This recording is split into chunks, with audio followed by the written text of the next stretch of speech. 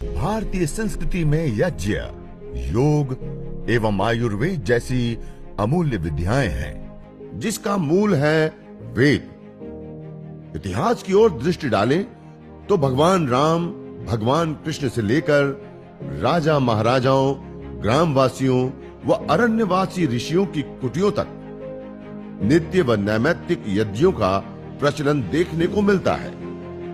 दुर्भाग्यवश इस गौरवशाली परंपरा की वैज्ञानिकता को न जानकर इसकी अवहेलना करना तथा बढ़ते शहरीकरण और औद्योगिकीकरण के परिणाम स्वरूप आज देश नहीं, पूरी दुनिया में ग्लोबल वार्मिंग, ओजोन परत का क्षरण, वायु प्रदूषण एवं रेडिएशन आदि के दुष्प्रभावों के कारण पेड़ पौधे, पशु पक्षी आदि कई प्रजातियां विलुप्त हो रही हैं। ग्लेशियर तेजी से पिघल रहे हैं, नदियां तालाब सूख रहे हैं, भूगर्भ जल स्तर नीचे जा रहा है।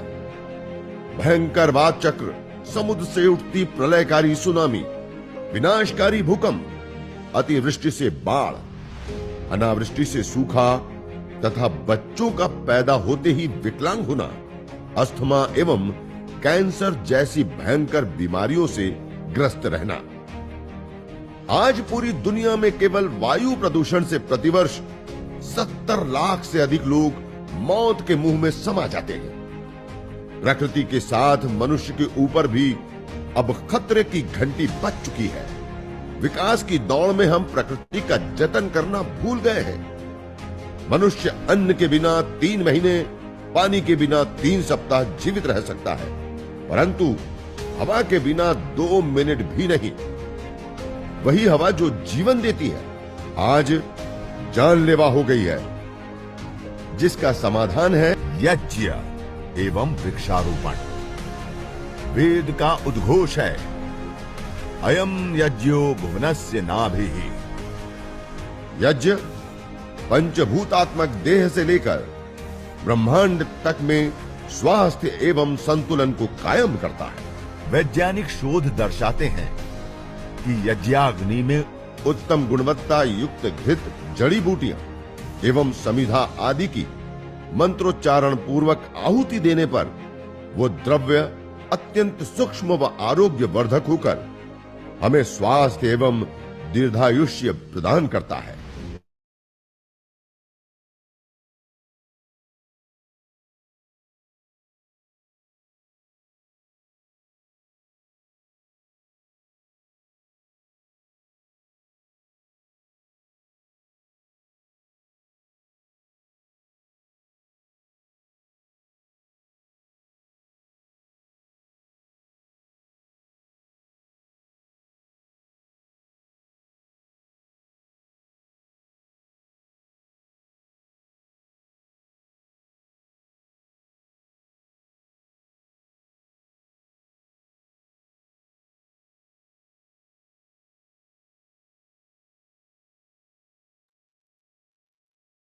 सभी को ओम।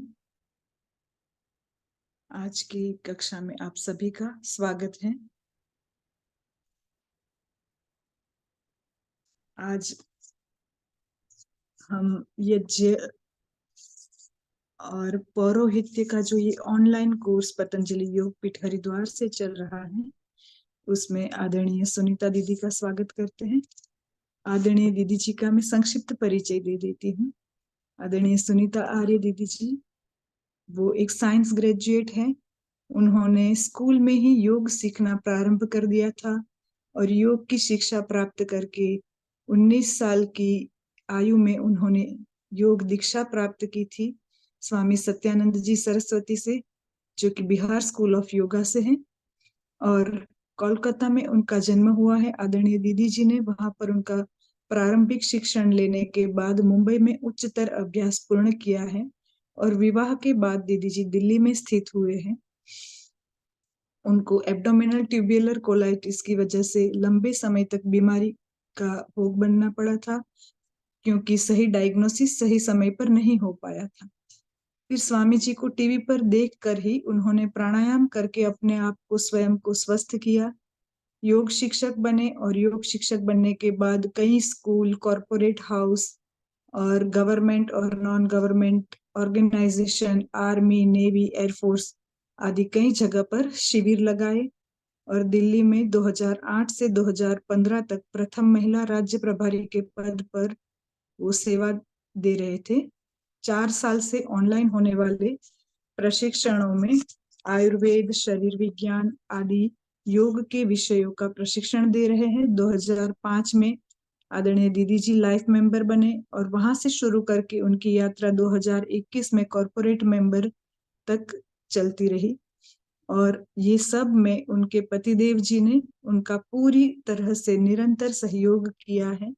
आज की कक्षा में हम आदरणीय सुनीता दीदी जी से 16 संस्कारों की वैज्ञानिकता के विषय पर कुछ बातें सीखेंगे और अब मैं आप सबका और आदरणीय दीदी जी का ज्यादा समय ना लेते हुए आगे की कक्षा के लिए मैं आदरणीय सुनीता दीदी को निमंत्रित करती हूँ। ओम दीदी जी, आपका स्वागत है आज की कक्षा में।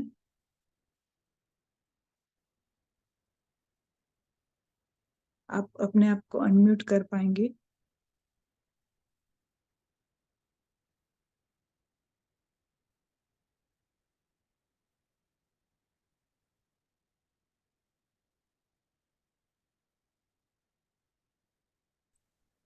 ओम,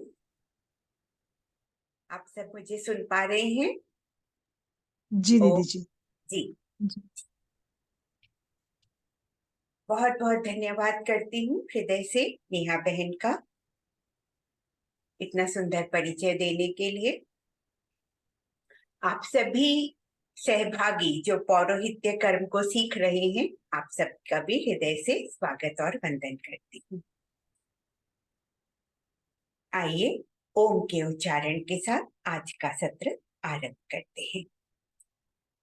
लंबी गहरी श्वास लेते हुए 3 बार परम पिता परमात्मा के दिव्य नाम का उच्चारण। ओम।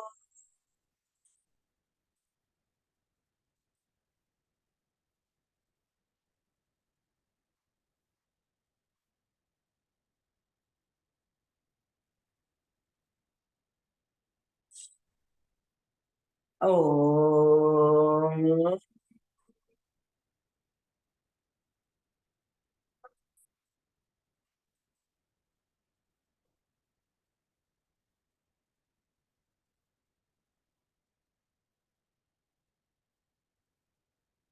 ओम।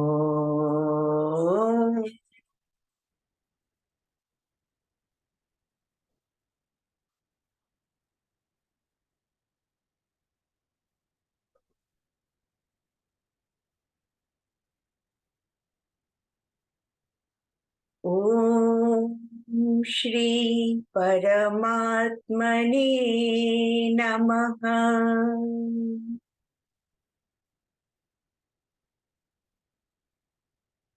प्रणव मंत्र के उच्चारण के बाद मैं नमन करना चाहूंगी परम पूज्य स्वामी जी एवं परम श्रद्धेय आचार्य जी की श्री चरणों। ओम श्री गुरुभ्यो नमः। और इसके साथ ही साथ आप सभी सहभागियों को मेरा हृदय से प्रणाम। ओम सर्वेभ्यो नमः।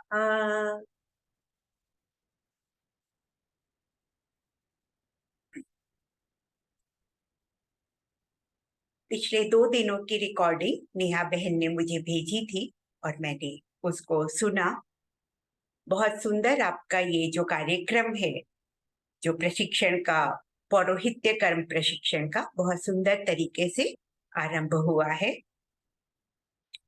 मुझे आज ये दायित्व दिया गया है कि आपको संस्कारों के बारे में बताऊं और वैज्ञानिक दृष्टिकोण से उनकी क्या उपयोगिता है, क्या महत्व है, उसके बारे में हम कुछ आज बात करेंगे। सबसे पहले तो संस्कार शब्द को ले लेते हैं, इसके अर्थ को थोड़ा सा समझने का प्रयत्न करते हैं। संस्कार के यूं तो हमारी जैसे संस्कृत भाषा है उसमें कई अर्थ होते हैं प्रत्येक शब्द के। यहाँ जो संस्कार का अर्थ है वो है प्रोसेस ऑफ रिफाइनमेंट। जैसे हमारी भाषा संस्कृत या संस्कृतम कहना चाहिए उसे, तो उसका अर्थ है कि वह भाषा जो कि परिमार्जित होते हुए अब एक उच्च स्वरूप को प्राप्त हुई है, तो वो है हमारी संस्कृतम, हमारी भाषा, वैदिक वैदिक काल की भाषा। तो संस्कार भी इसी शब्द से जुड़े हुए हैं। संस्कार का अर्थ है प्रोसेस ऑफ रिफाइनमेंट, मतलब परिमार्जन का जो तरीका होता है, जो प्रोसेस होता है, जो अम, एक व्यक्ति के निर्माण का जो मार्ग होता है उसको प्रशस्त करते जाना। तो प्रत्येक माइलस्टोन जो जीवन में पड़ाव आते हैं या टर्निंग पॉइंट्स आते हैं, उन पर उस व्यक्ति को, या अभी शिशु है, बालक है, उसे उसके कर्तव्य का बोध देना, उसे आशीर्वाद देना, उसे उसके मन में वो भाव उत्पन्न करना कि वो अपने उस कर्तव्यों का, अपने दायित्वों का निर्वहन कर सके, वो ऊर्जा उसे प्रदान करना। तो ये हम करते हैं संस्कारों के अनुष्ठान के माध्यम से। और आप सब पौरोहित्य कर्म सीख रहे हैं, तो इन अनुष्ठानों को पूर्ण करने में आपका बहुत बड़ा रोल, या मैं कहूं कि दायित्व भी रहेगा। जो हमारे भावी पीढ़ी है उसका निर्माण संस्कारों के आधार पर होता है। जैसे महर्षि दयानंद, उन्होंने इस पर बहुत कार्य किया था, मार्गदर्शन दिया था हमारे समाज को, क्योंकि उनके समय तक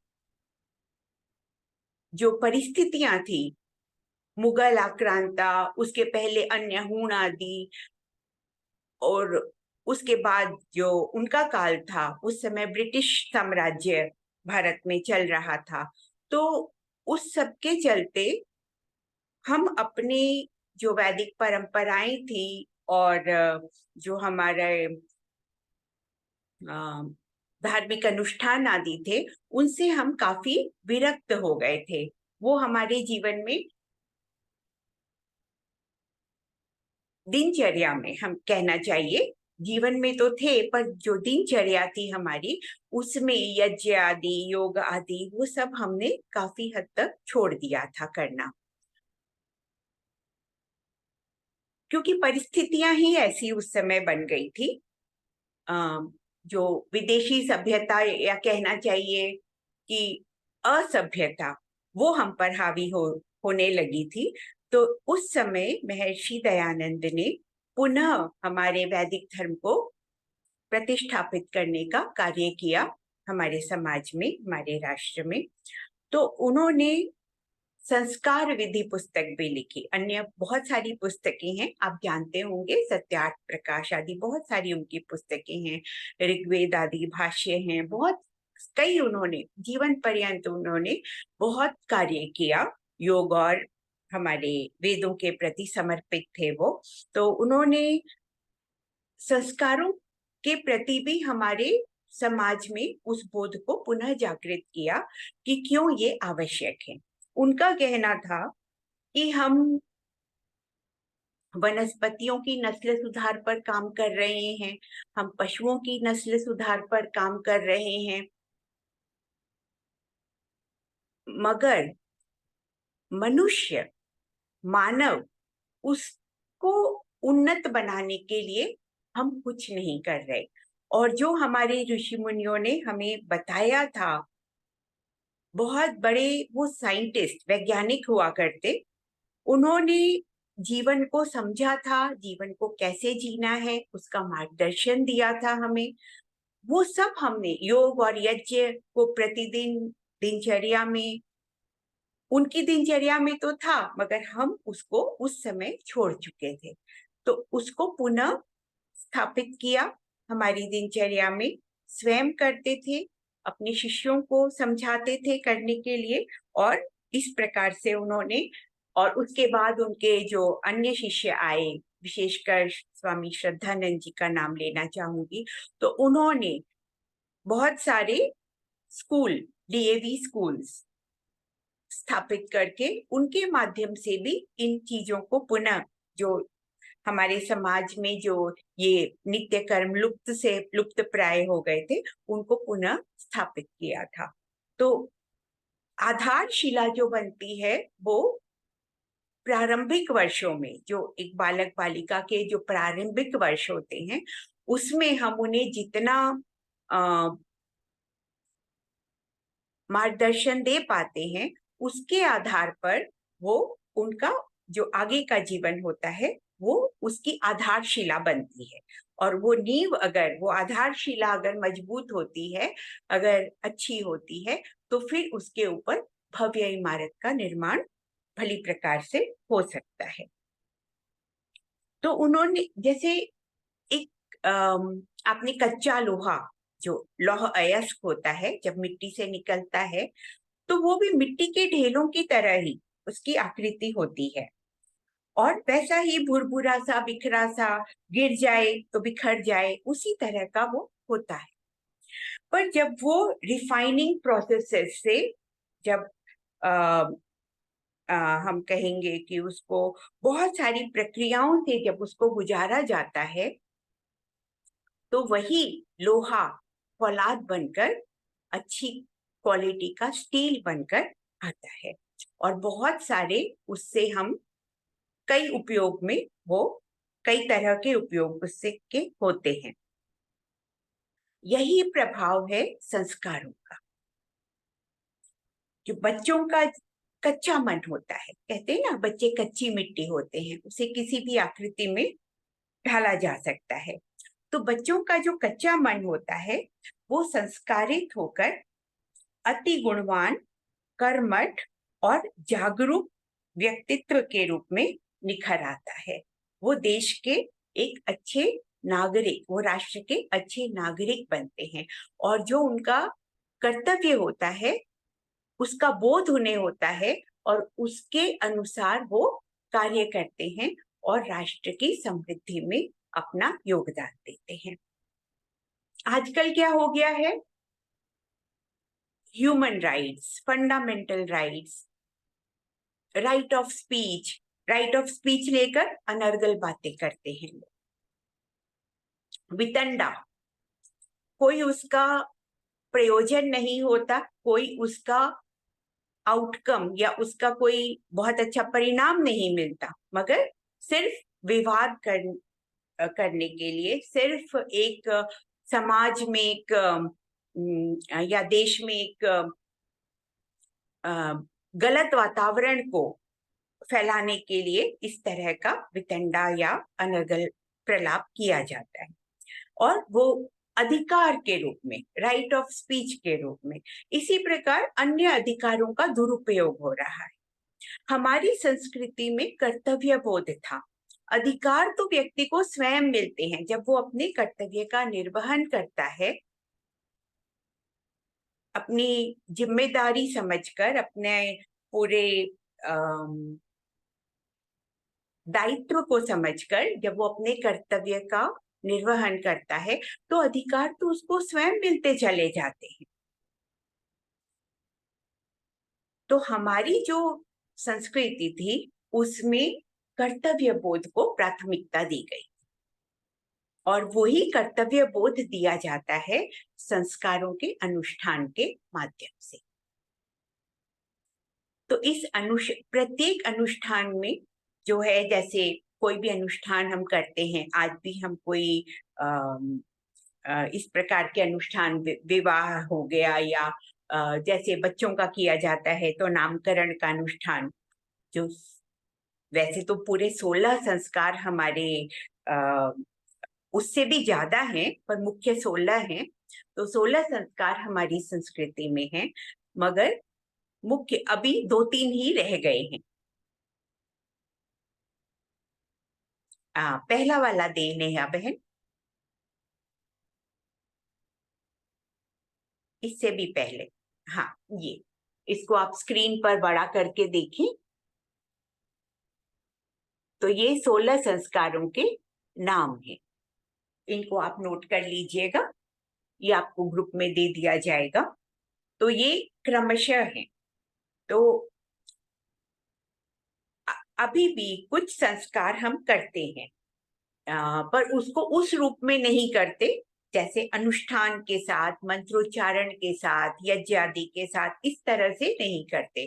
पर कुछ होते हैं अभी भी, जैसे नामकरण संस्कार होता है, विवाह संस्कार होता है, अंत्येष्टि संस्कार होता है। तो इसके अलावा एक दो संस्कार और हैं जो जैसे अन्नप्राशन आदि, या जो गर्भ के 8वें महीने में, गर्भ काल के 8वें महीने में कुछ लोग करते हैं, पर आजकल उसको बेबी शावर के रूप में किया जाता है। तो वो उस तरीके से, जिस तरह से उसको किया जाना चाहिए, उस तरीके से हम नहीं करते हैं। तो यहाँ जो आप सबका, यहाँ पे मैं जो आपको कह रही थी कि आप सभी का ये दायित्व रहेगा कि ये जो अनुष्ठान की प्रक्रिया है, इसको यजमान को भी उसका भावार्थ भी समझ में आए, उन मंत्रों का अर्थ आप समझा पाए, तो ये बहुत बड़ा एक कार्य आप करेंगे।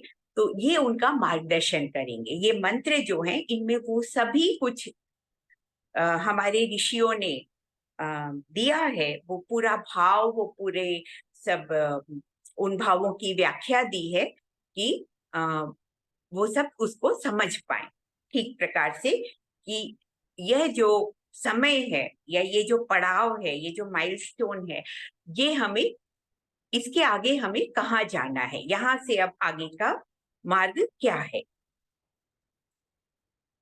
तो ये जो 16 संस्कार आपने देखे, आरंभ होता है गर्भाधान संस्कार के साथ।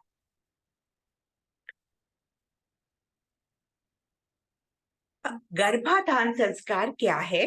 पिछले 2 दिनों की जो रिकॉर्डिंग मैंने सुनी, आचार्य रोहित जी ने इसको विस्तार में आपको बताया है। विशेषकर जो गर्भाधान है, पुंसवन है, और थोड़ा सा सीमंतोन्नयन के बारे में भी कल उन्होंने बताया था। तो इसको हम संक्षेप में थोड़ा सा रिवाइज कर लेते हैं। गर्भाधान संस्कार जो है वो गर्भ के समय उच्च आत्माओं का आह्वान करते हुए हम उसे माता के गर्भ में उन उच्च आत्माओं को स्थापित करें, उनका आह्वान करें, उन्हें आमंत्रित करें और उन्हें गर्भ में स्थापित होने के लिए प्रार्थना करें। तो ये जैसी माता पिता की इच्छा होती है, जैसी उनकी तैयारी होती है, विवाह के बाद गर्भ धारण करने से पहले दोनों पति पत्नी या दंपति को योग करना चाहिए, यज्ञ आदि करने चाहिए नित्य कर्म के रूप में प्रतिदिन। इससे हमारे जो जीन्स होते हैं, जो जिसको हम डीएनए भी कहते हैं, उस स्टेज में परिमार्जन होता है। जीन्स में कोई दोष होते हैं तो वो दूर होते हैं योग और यज्ञ से।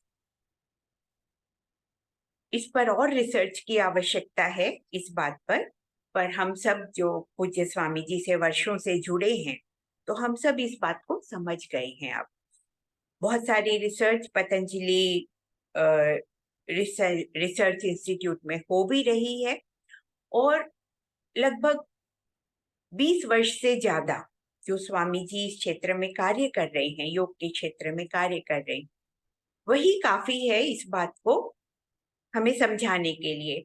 देखिए, बहुत से लोग क्लिनिकल ट्रायल्स और बहुत सारे अन्य उन पे उलझे रहते हैं, मगर उससे अधिक जो है, हम जो योग को प्रतिदिन करते हैं और उसके प्रभाव को देखते हैं, अनुभव करते हैं, तो हमें उससे कहीं अधिक समझ में आता है। तो वो एक तरह से हम कह सकते हैं वो पेपर वर्क है, पर जो भावात्मक रूप से और कई वर्षों से पूज्य स्वामी जी से जुड़े हैं, प्रतिदिन योग यज्ञ आदि करते हैं, तो वो इनके लाभ को अब तक समझ चुके हैं, बहुत अच्छी तरह जान चुके हैं। तो उन्हें उस पेपर वर्क की आवश्यकता नहीं है। तो हम ये इस बात को जानते हैं तो कि जीन्स पर प्रभाव पड़ता है, उनके दोष दूर होते हैं योग और यज्ञ यदि नित्य कर्म में जोड़ दिया जाए। अब तो ये पहला तो चरण ये है कि दंपति जो हैं वो गर्भाधान से पहले नियमित योग और यज्ञ करें। और जब गर्भाधान किया जाता है तो उसके पहले उनकी जैसी संतान प्राप्ति की इच्छा है, विद्वान चाहते हैं, वीरांगना चाहते हैं, या कोई योद्धा, बलवान योद्धा चाहते हैं, खेलकूद में बहुत आगे हो, ऐसी संतान चाहते हैं, तो वैसा ही भाव और उस क्षेत्र में जो अग्रणी रहे हैं उनका ध्यान करते हुए उन आत्माओं का आह्वान करना, वैसी ही आत्माओं का आह्वान करना और उसके साथ गर्भाधान करना। तो ये जो है वो गर्भाधान संस्कार। क्या आज भी हम राम, कृष्ण, गुरु नानक, महावीर, बुद्ध या महाराणा प्रताप, लक्ष्मीबाई या महर्षि पतंजलि, पाणिनि, ऐसी उच्च आत्माएं जो हैं उनको ऐसे उच्च व्यक्तित्व जो हैं, क्या हम उनको आज भी इस धरा पर ला सकते हैं? हाँ, गर्भाधान संस्कार के द्वारा उच्च आत्माओं का आह्वान कर हम उन्हें पुनः माताओं के गर्भ में ला सकते हैं, ऐसी संतानों को। तो जैसे एक उदाहरण के रूप में महारानी रुक्मिणी जी ने भगवान कृष्ण को, योगेश्वर श्री कृष्ण को कहा कि मुझे आपके जैसा ही पुत्र चाहिए। तो उसके लिए उस दंपति ने 12 वर्ष ब्रह्मचर्य धारण कर, विवाह के पश्चात की बात कर रही हूँ, 12 वर्ष ब्रह्मचर्य को धारण कर पूरा जो उसके लिए अनुष्ठान था, जो तप था, वो किया। और उसके बाद जो है उन्हें प्रद्युम्न जैसा पुत्र प्राप्त हुआ, जो बिल्कुल, जब वो युवावस्था में था तो बिल्कुल दोनों में भेद करना भी मुश्किल था कि कौन योगेश्वर कृष्ण है और कौन प्रद्युम्न है। तो और उतना ही ज्ञानी, वैसा ही उच्च कोटि का योगी वो उन्हें प्राप्त हुआ। तो वो उसके लिए उनको 12 वर्ष का अनुष्ठान, तब ब्रह्मचर्य व्रत का पालन कर फिर उन्होंने उस पुत्र की प्राप्ति की। तो इस तरह पूरे जो विधि विधान के साथ, पूरे अनुष्ठान के साथ जो है वो आप उच्च कोटि की आत्माओं को भी धरा पर ला सकते हैं। तो ये तो बात हुई गर्भाधान संस्कार। तो गर्भाधान में एक होता है माता का अंडा या स्त्री बीज हम कह सकते हैं, दूसरा होता है पुरुष बीज जिसे शुक्र कहा जाता है, शुक्राणु।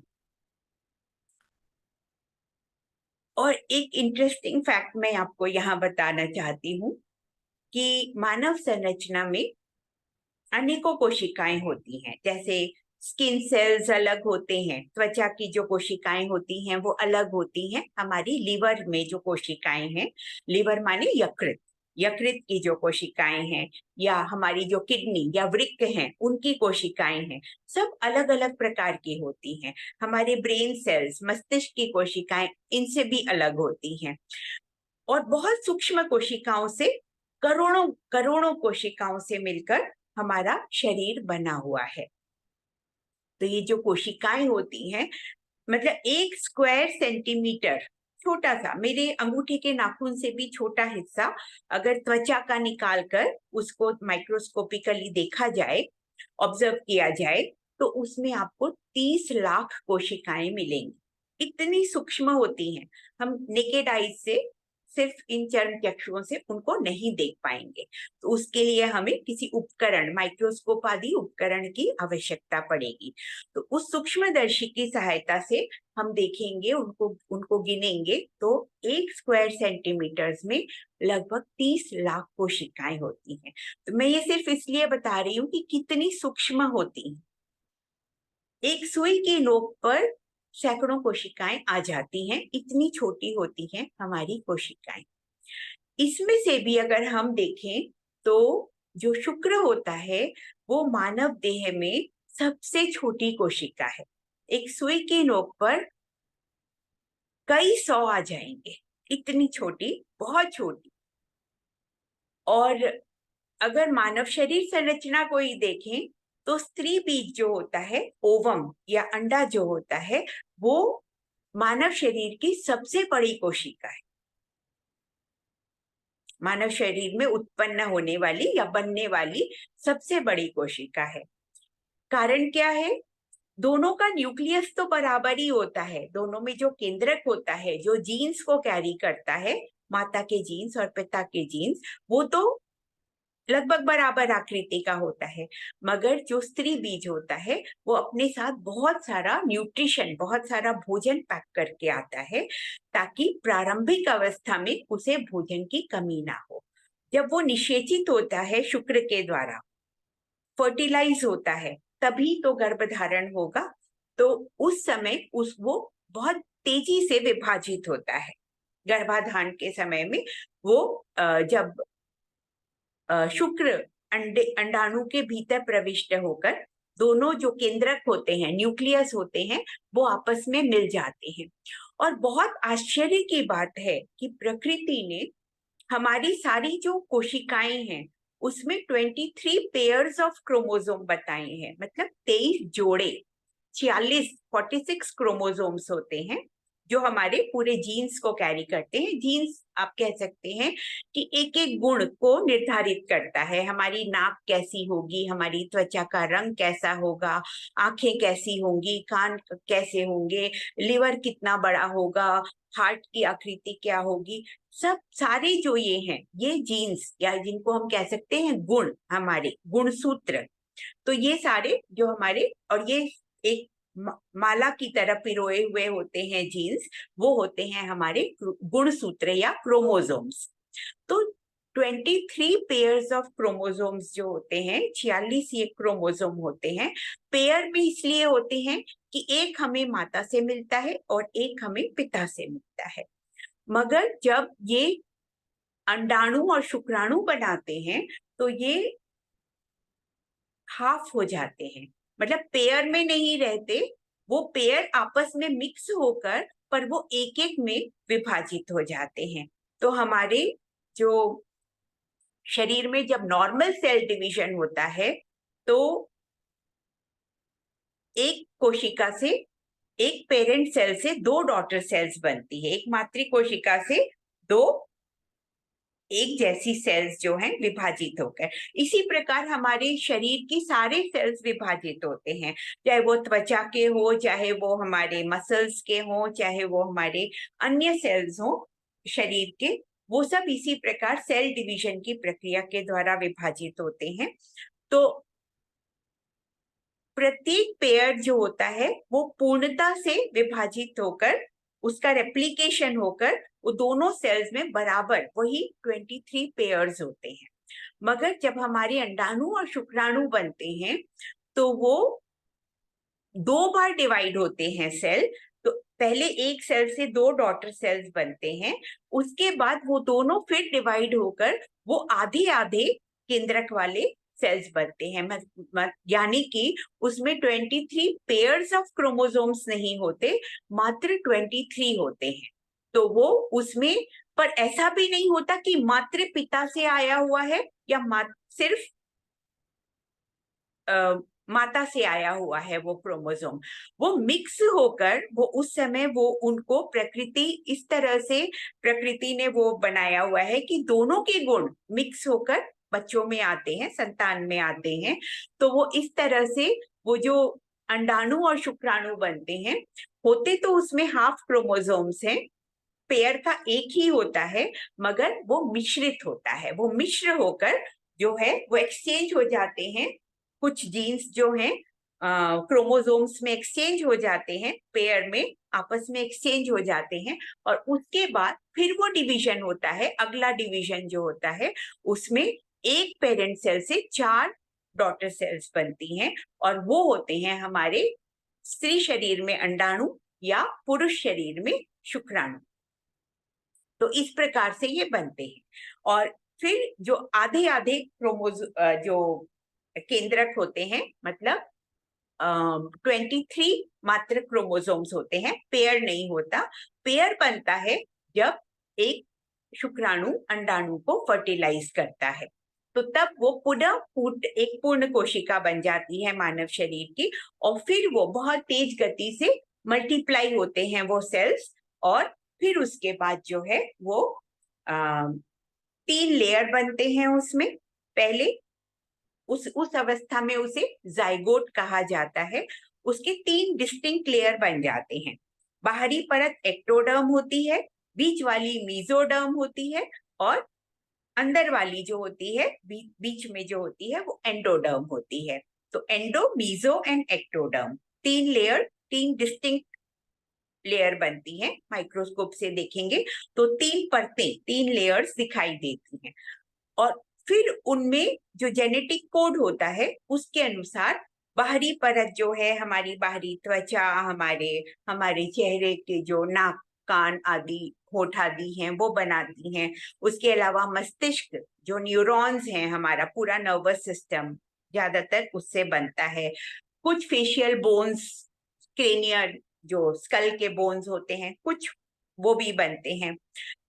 बीच वाली जो लेयर होती है वो सारे मसल्स बनाती है, सारे आंतरिक जो कनेक्टिव टिश्यू होता है, हमारा ब्लड, बोन आदि, वो सब उसी से बनता है। ब्लड, बोन, मसल्स आदि सब उससे, बीच वाली लेयर से बनता है।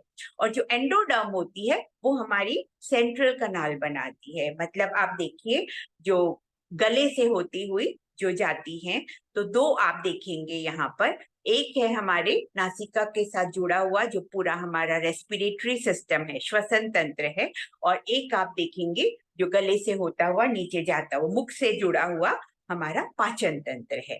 तो नाक और मुख से हम जो भी ग्रहण करते हैं वो इन दोनों सिस्टम के द्वारा प्रोसेस होता है, और फिर वो हमारे शरीर में जो भोजन है वो रस के रूप में, प्रथम धातु के रूप में अन्य धातुओं का निर्माण करता है। रस के बाद रक्त, मांस, मेद, अस्थि, मज्जा, शुक्र आदि, ये सब धातुओं का निर्माण उसी भोजन के रस, आहार रस से होता है, जो हमारा पाचन तंत्र या डाइजेस्टिव सिस्टम प्रोसेस करता है।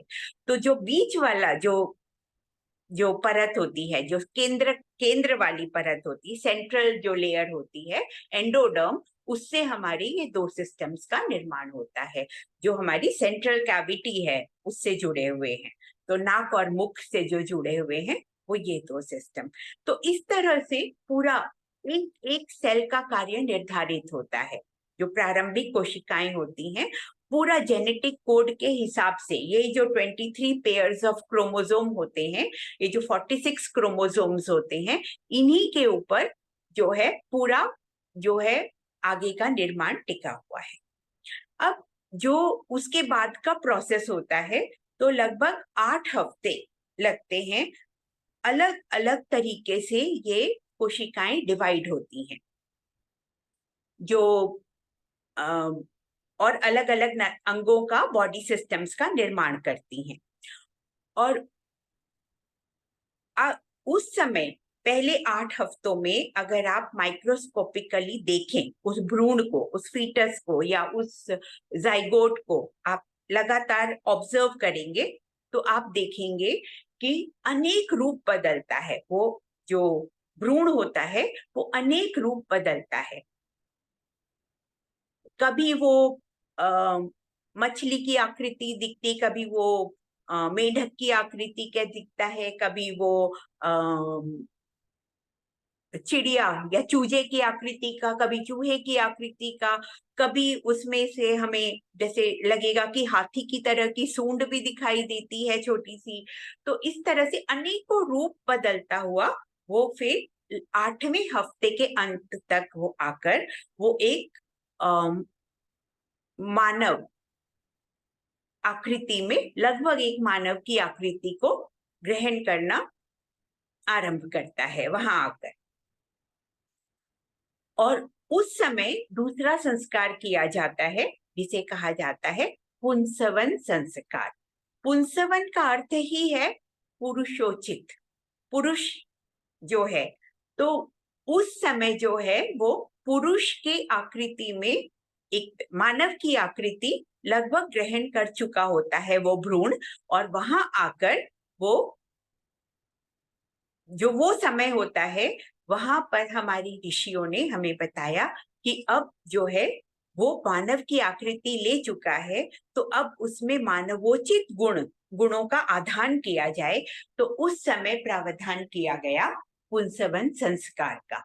तो गर्भ के तीसरे महीने में ये पुंसवन संस्कार किया जाता है।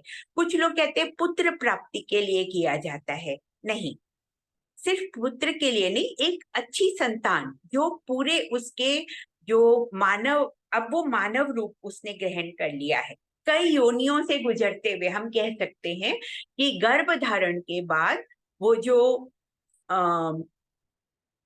भ्रूण है वो कई योनियों से गुजरते हुए अब वो मानव की आकृति में आ गया है। और अब उसमें वो मानवोचित विकास करेगा, पुरुषोचित विकास या मानवोचित विकास उसका होना है। सारे अंग प्रत्यंग आरंभ हो गए हैं बनने, अब वो उसने मानव की आकृति लगभग धारण कर ली है, मगर अभी वो पूर्ण नहीं हुआ है, उसके अंग प्रत्यंग अभी बनने आरंभ ही हुए हैं। तो अब उस समय पुंसवन संस्कार, मतलब अब आप एक पुरुष बन रहे हैं या मानव बन रहे हैं, तो वो उस समय उसके लिए माता का जो खान पान है, माता का भजन सत्संग है, जो उसका पठन पाठन है, उसको कैसे दृश्य देखने चाहिए, ये सब जो है उसको इंस्ट्रक्शंस दी जाती हैं, उसको इसका निर्देश दिया जाता है। उन जो जो परिवारजन होते हैं, परिवार के बड़े हैं, सास ससुर हैं या उनके पति हैं या घर में अन्य जो संबंधी हैं, उन सबको भी उनका व्यवहार कैसा हो, गर्भिणी माता के साथ उनका व्यवहार कैसा हो, घर का वातावरण कैसा हो, माता क्या पढ़े, उसको क्या सीखना है उस वक्त, उन सब का निर्देश दिया जाता है इस पुंसवन संस्कार के माध्यम से। तो गर्भ में जो शिशु है वो भी सीखता है। जो गर्भ में जो कहते हैं कि माता के गर्भ में जो बच्चा सीख लेता है वो पृथ्वी पर आने के बाद कई जन्मों में भी नहीं सीख सकता। तो इसे कहते हैं गर्भ संस्कार।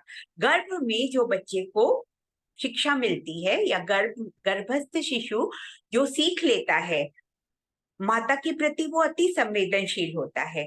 तो माता का जो भी क्रियाकलाप होता है, जो भी भोजन भजन आदि होता है, उसका प्रभाव उस शिशु के ऊपर, उसके शारीरिक विकास पर भी और उसके मानसिक बौद्धिक विकास पर भी पड़ता है। तो अभी जो है वो उसका शरीर, उसके अंग प्रत्यंग, उसकी इंद्रियां, उनका विकास होना है। तो उसके लिए आवश्यक निर्देश जो हैं इस पुंसवन संस्कार के अनुष्ठान के माध्यम से माता और सभी परिवारजनों तक पहुंचाए जाते हैं। अब यहाँ से आगे जो है उसके बाद वो जो है सभी उसके अंग प्रत्यंग, उनका यथोचित विकास होता है। वो पूरा लगभग 7 मास तक जाकर लगभग वो जो है एक उसमें सारा जो उसका हृदय अब पूर्ण रूप से कार्य कर रहा है, होता है बहुत छोटा सा, मगर वो एक लगभग अपनी आकृति की पूर्णता को प्राप्त कर चुका होता है। इसी प्रकार अन्य अंग आदि हैं जो उसके, वो सब पूरी तरह से वो शिशु, अगर आप आजकल जो टेक्निक है अल्ट्रासाउंड की, उसके माध्यम से गर्भस्थ शिशु का अवलोकन किया जाता है, ऑब्जर्वेशन किया जाता है, तो उसके माध्यम से देख सकते हैं। तो उस समय तक वो 7वें मास के पूर्ण होने तक वो शिशु पूर्ण विकसित हो जाता है। अब समय आता है उसका मानसिक विकास का, जिसे कहते हैं अब उसके स्थूल शरीर का, उसकी इंद्रियों का जो है, जो उसकी ज्ञानेंद्रियां हैं और उसकी कर्मेंद्रियां हैं। देखिए, पंचभूतों से ये शरीर बना है। पंचभूत कौन से हैं? क्षितिजल पावक, गगन समीरा, पंच रचितिया, मनुज शरीरा। तो ये क्या है? पृथ्वी, जल, अग्नि, वायु और आकाश। ये पंच महाभूत कहे जाते हैं। इन पांचों की 5 तन मात्राएं होती हैं, जिसे कहते हैं हम शब्द, स्पर्श, रूप, रस, गंध। और इन 5 तन मात्राओं के आधार पर मानव शरीर, इनके मानव शरीर में इनका समायोजन हुआ है 5 ज्ञानेंद्रियों और 5 कर्मेंद्रियों के माध्यम से। तो 5 ज्ञानेंद्रियां हैं हमारी,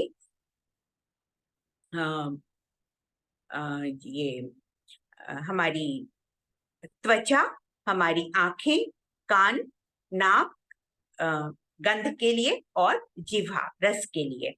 तो ये 5 तो हमारी ये ज्ञानेंद्रियां हो गई, और 5 कर्मेंद्रियां में आते हैं पाणिपाद, मतलब 2 हाथ 2 पैर, और उसके साथ आ जाते हैं हमारे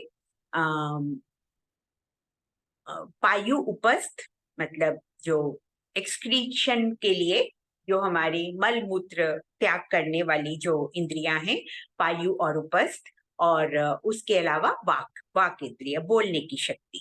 तो ये 5 हमारी कर्मेंद्रियां होती हैं। तो ये हमारी ज्ञानेंद्रियां और कर्मेंद्रियों के रूप में पंच महाभूत 5 तन मात्राओं के साथ उपस्थित रहते हैं हमारे शरीर में। तो इसका निर्माण हो चुका है।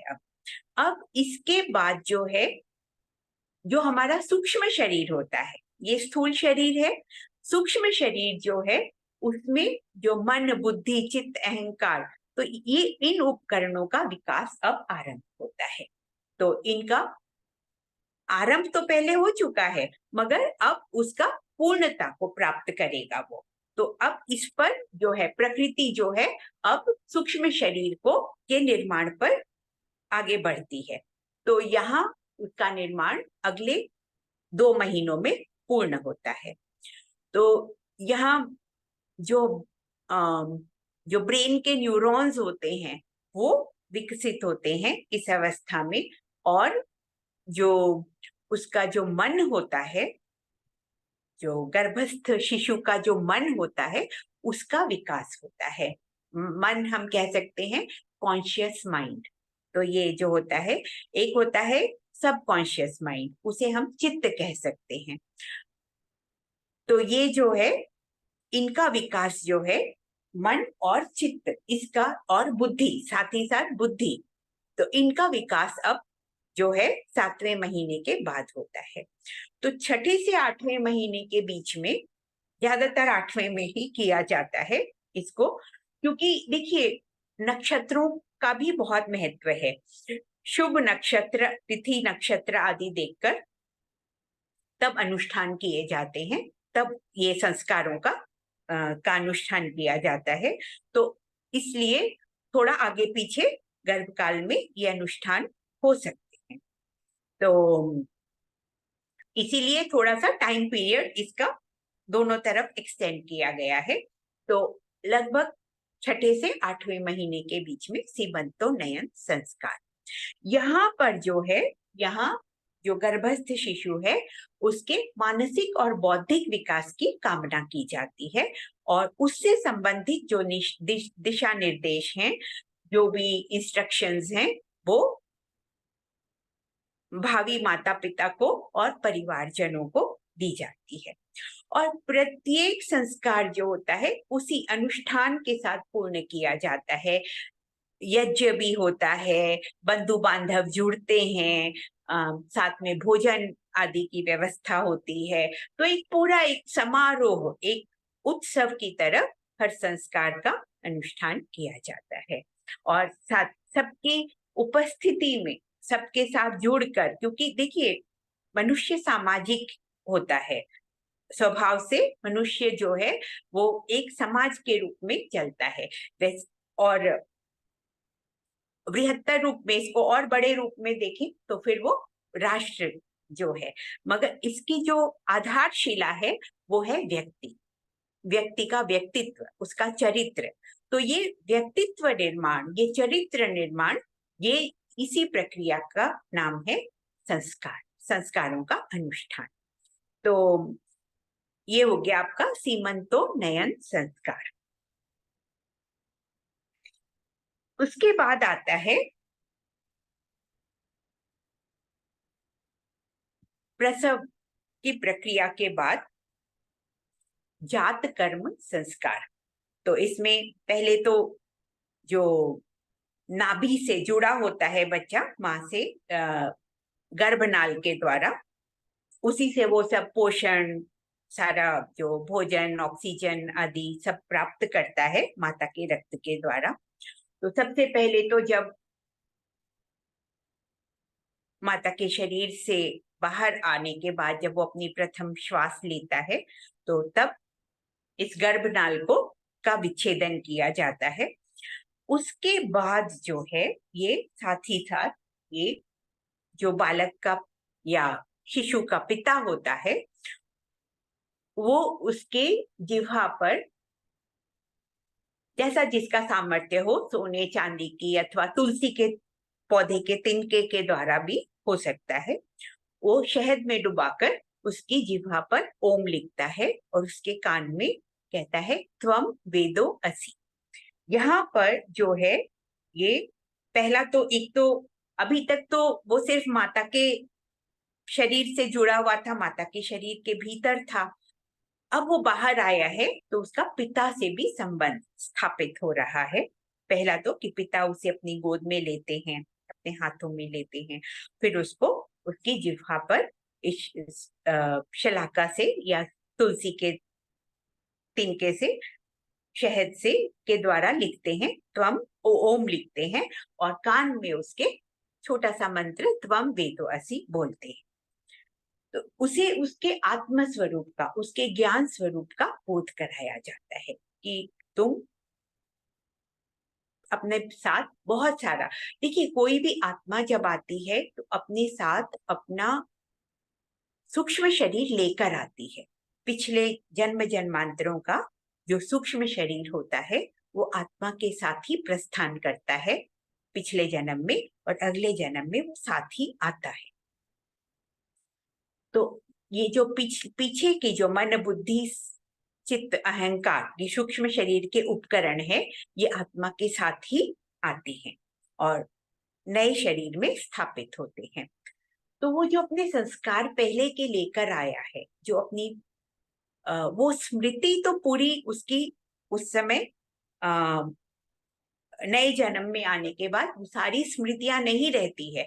पूर्व जन्म की स्मृतियां कुछ केसेस में, कुछ उदाहरण मिलेंगे आपको ऐसे भी, मगर ज्यादातर जो है वो स्मृति का लोप हो जाता है, मगर संस्कारों के रूप में, एक छाप के रूप में वो रह जाते हैं, और उसी के आधार पर अगला जन्म निर्धारित होता है।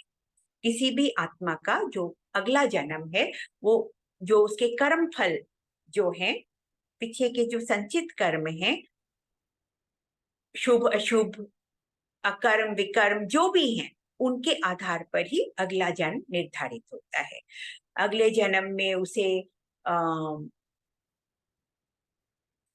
कैसा कुल मिलेगा, कैसा वंश मिलेगा, कैसी मेधा मिलेगी, ये सब जो है उसी कर्म फल के सिद्धांत पर आधारित होता है। जो उच्च आत्माएं होती हैं वो उच्च मेधा को लेकर आती हैं, तो कुछ चीजें जन्म से ही होती हैं, जन्म से ही मिलती हैं, जो अपने प्रारब्ध के देखिए कई चीजें होती हैं जो मुख्य रूप से मैं 4 कहना चाहूंगी यहाँ पर। सबसे पहला तो प्रारब्ध, पूर्व जन्म के कर्म जो होते हैं हमारे, तो उनके आधार पर हमारा अगला जन्म होता है। उसके बाद जो होता है परिस्थितियां, कैसा वातावरण उसको मिलता है, उसके आधार पर व्यक्ति के चरित्र का या व्यक्तित्व का निर्माण होता है। तो यहाँ ये परिस्थितियों का निर्माण करते हैं ये संस्कार, ये जो अनुष्ठान होते हैं, ये संस्कार जो 16 संस्कार जो हम कह रहे हैं, ये उसका निर्माण करते हैं। उन परिस्थितियों को, एक सुंदर परिस्थितियां देना, अनुकूल परिस्थितियां देना, अच्छा मार्गदर्शन देना, ताकि वो अच्छे मार्ग पर, अच्छी राह पर चल के अपने आप को विकसित कर पाए, अपने व्यक्तित्व का समुचित निर्माण कर पाए। तो परिस्थितियों का भी योगदान होता है व्यक्तित्व के निर्माण में। उसके बाद आता है प्रशिक्षण। प्रशिक्षण कैसा मिलता है? तो प्रशिक्षण की शुरुआत हो गई आपकी संस्कारों के द्वारा, संस्कारों के अनुष्ठान के द्वारा, और आगे फिर उस राह पर आगे बढ़ना, तो वो होता है फिर व्यक्ति का पुरुषार्थ। तो उस बालक बालिका का, उस व्यक्तित्व का जो पुरुषार्थ होगा, उसके आधार पर उसका निर्माण होगा। कितना वो उसमें मेहनत करता है, अब उस कोई भी लक्ष्य जो उसने निर्धारित किया है उसको प्राप्त करने के लिए, फिर उसका क्या पुरुषार्थ है, उसकी क्या मेहनत है, उसका प्रतिदिन का अभ्यास, वो फिर आगे उसमें वो पूर्णता देता है या उसको विकसित करता है, उसको आगे बढ़ाता है। तो ये 4 चीजें, प्रारब्ध मतलब पूर्व कर्मों के आधार पर जैसा आपको कुल, वंश, मेधा आदि आपको प्राप्त हुई है। उसके बाद परिस्थितियां, परिस्थितियों में हम परिवर्तन कर सकते हैं, क्योंकि अब जो पूर्व जन्म के कर्म हैं वो तो कर किए जा चुके हैं। तो अब परिस्थितियों में, वातावरण में परिवर्तन के द्वारा हम कुछ अच्छा कर सकते हैं। उसको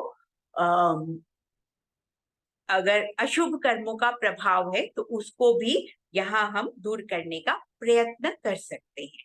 फिर उसको आगे बढ़ाने का काम करते हैं प्रशिक्षण और पुरुषार्थ। तो यहाँ ये जो 4 चीजें हैं, ये व्यक्तित्व का निर्माण, व्यक्ति के चरित्र का या व्यक्तित्व का निर्माण करती हैं। तो इन चारों का ही योगदान है। मात्र आप ये नहीं कह सकते कि पूरा पूरा हम अपने पिछले कर्मों के आधार पर ही बनेंगे। तो यहाँ परिस्थितियां, यानी हम जो अब जो ये संस्कार विधि हम कर रहे हैं, आप पौरोहित्य कर्म करेंगे तो ये जो संस्कार विधि करेंगे, तो आपका बहुत बड़ा दायित्व रहेगा उसको दिशा देने का, मार्गदर्शन करने का। और उसके बाद जो है फिर उसका अपना जो पुरुषार्थ रहेगा, अपना जो आगे और जो प्रशिक्षण उसको अलग अलग अपने क्षेत्र में आगे बढ़ने के लिए मिलेगा, उसका कार्य रहेगा।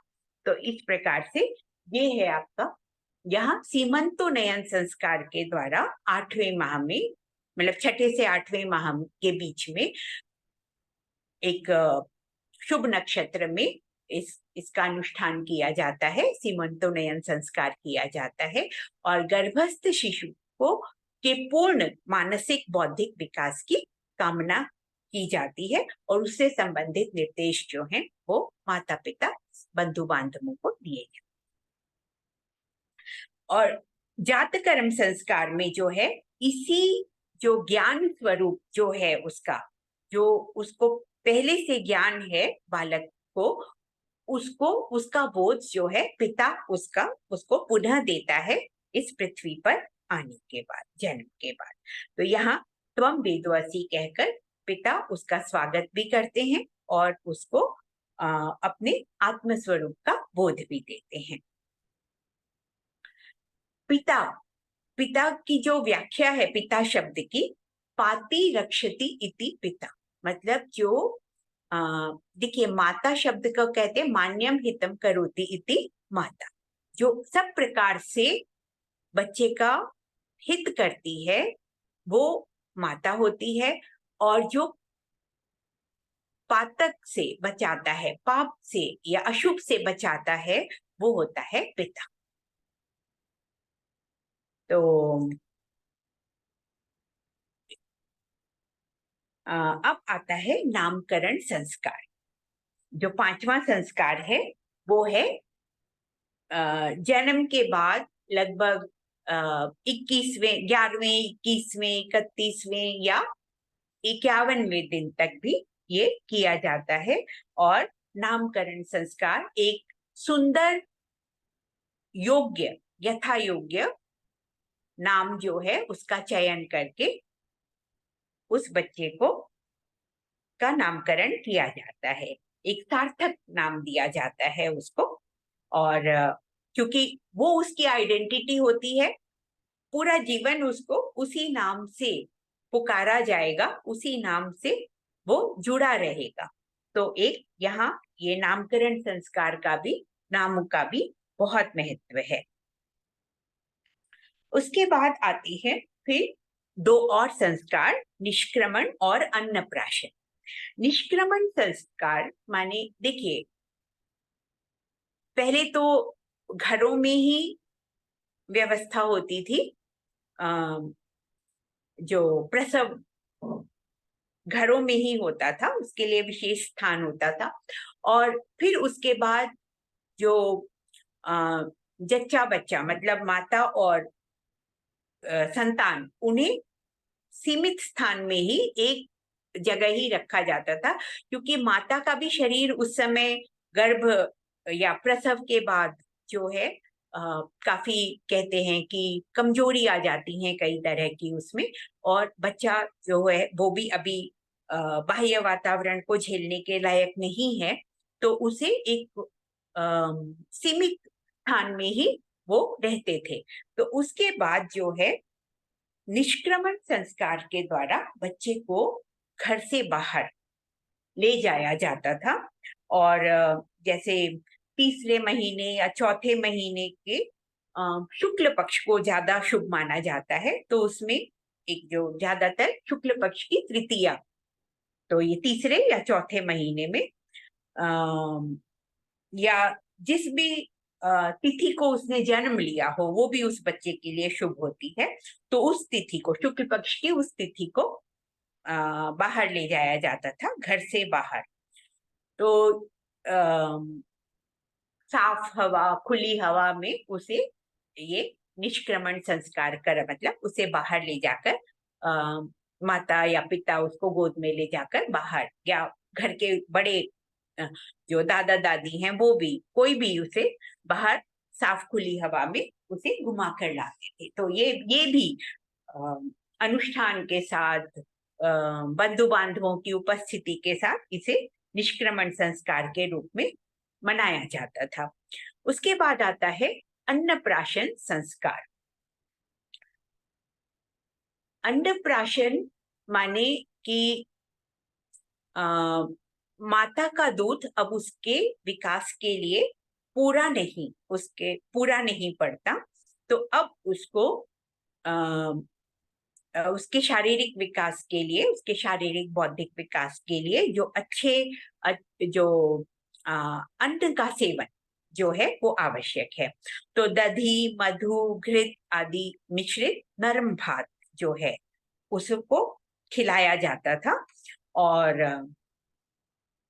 जो सुपाच्य भोजन, मतलब जो उसका जो अभी जो उसका डाइजेस्टिव सिस्टम है बच्चे का अभी पूर्ण विकसित नहीं हुआ है, मगर अब धीरे धीरे वो क्योंकि शरीर का विकास सिर्फ माता के दुग्ध से नहीं हो सकता, हालांकि वो बहुत उपयोगी है प्रारंभिक समय में, बच्चे को इम्यूनिटी देता है, उसके रोग प्रतिरोधक क्षमता का विकास करता है, उसका शारीरिक बौद्धिक विकास करता है।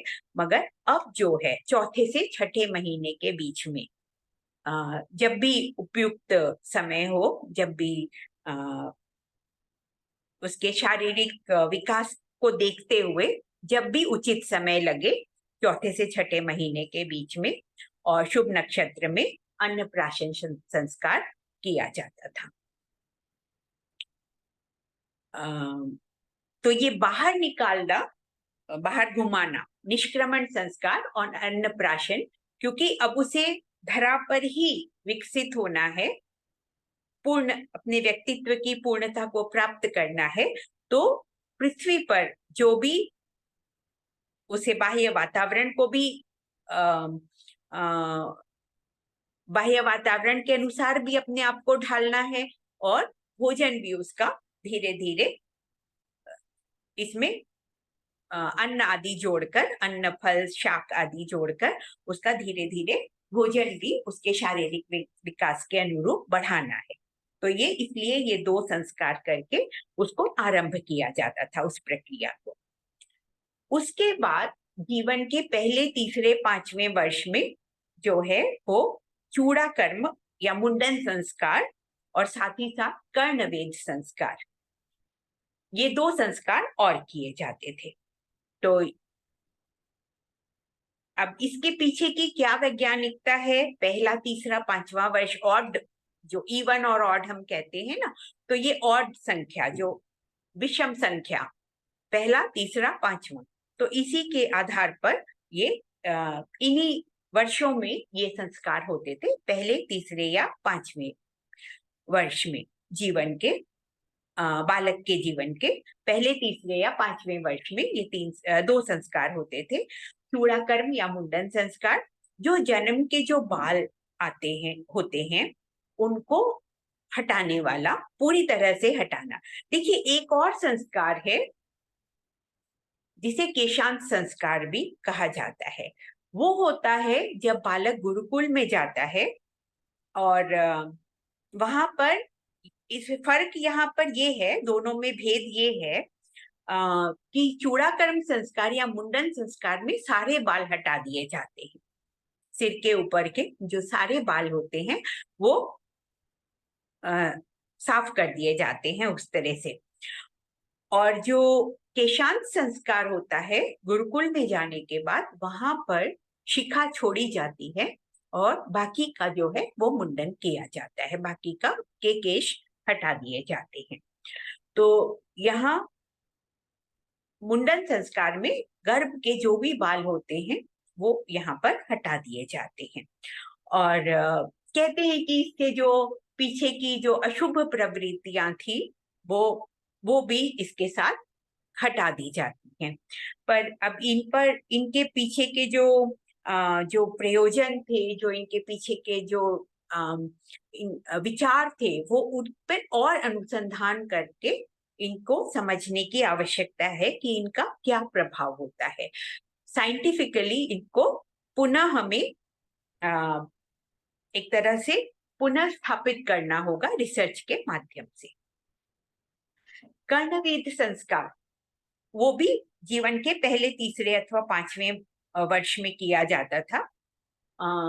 बालक बालिका दोनों का होता था, और उनको अच्छी तरह से स्नान, अलंकार आदि, सुंदर वस्त्र, आभूषण आदि पहनाकर, और फिर उनका ये जो है, जैसे वैद्य या जो नाई भी एक तरह से वैद्य हुआ करते, कई तरह की सर्जरीज नाई ही कर दिया करते थे उस समय में, तो उनके द्वारा ये कर्णवेद जो संस्कार है वो किया जाता था। बालकों को भी कानों में छेद करके छोटे, उस समय सोने या चांदी के तार के कुंडल से बनाकर पहना दिए जाते थे। तो और साथ में जो है मंत्र, पूरे अनुष्ठान आदि जो होते हैं, आज भी बहुत सारे लोग करते हैं। कई परिवारों में मैंने देखा है कर्णवेद संस्कार पूरे अनुष्ठान के साथ, पूरे जैसे विवाह के समय पूरा अनुष्ठान किया जाता है, उसी तरह से कर्णवेद संस्कार भी किया जाता है। तो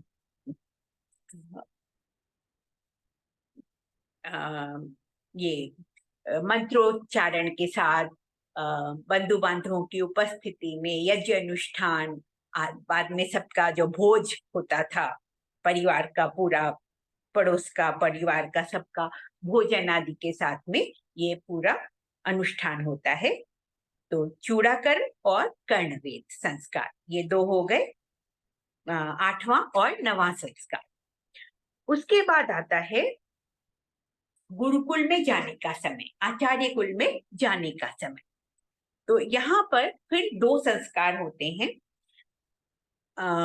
उपनयन संस्कार, जिसे यज्ञोपवीत संस्कार भी कहा जाता है, तो ये लगभग 5 से 8 वर्ष की आयु के समय किया जाता था एक बालक या बालिका का।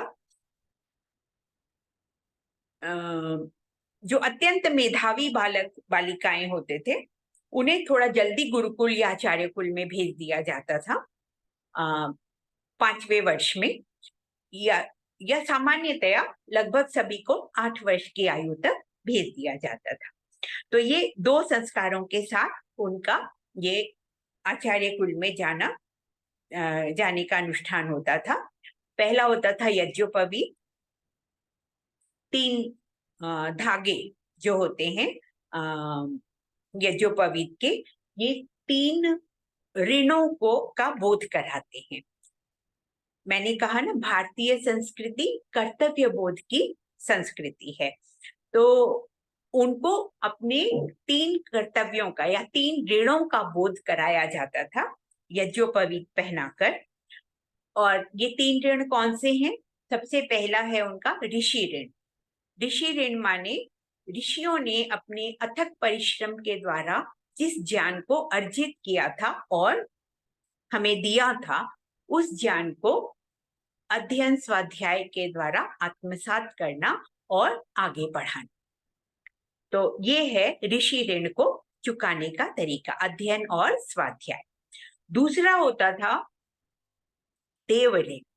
देव ऋण माने देव ऋण को पूर्ण किया जाता था यज्ञ के द्वारा, यज्ञ कर्म के द्वारा।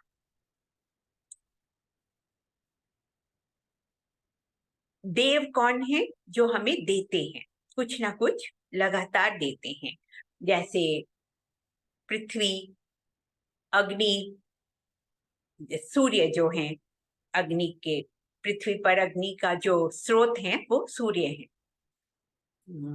जल, वृक्ष, वनस्पति आदि, ये सब जो हैं, वायु, ये सब निरंतर हमें प्राण शक्ति देने वाली वायु, तो ये सब जो हैं देव कहलाते हैं। और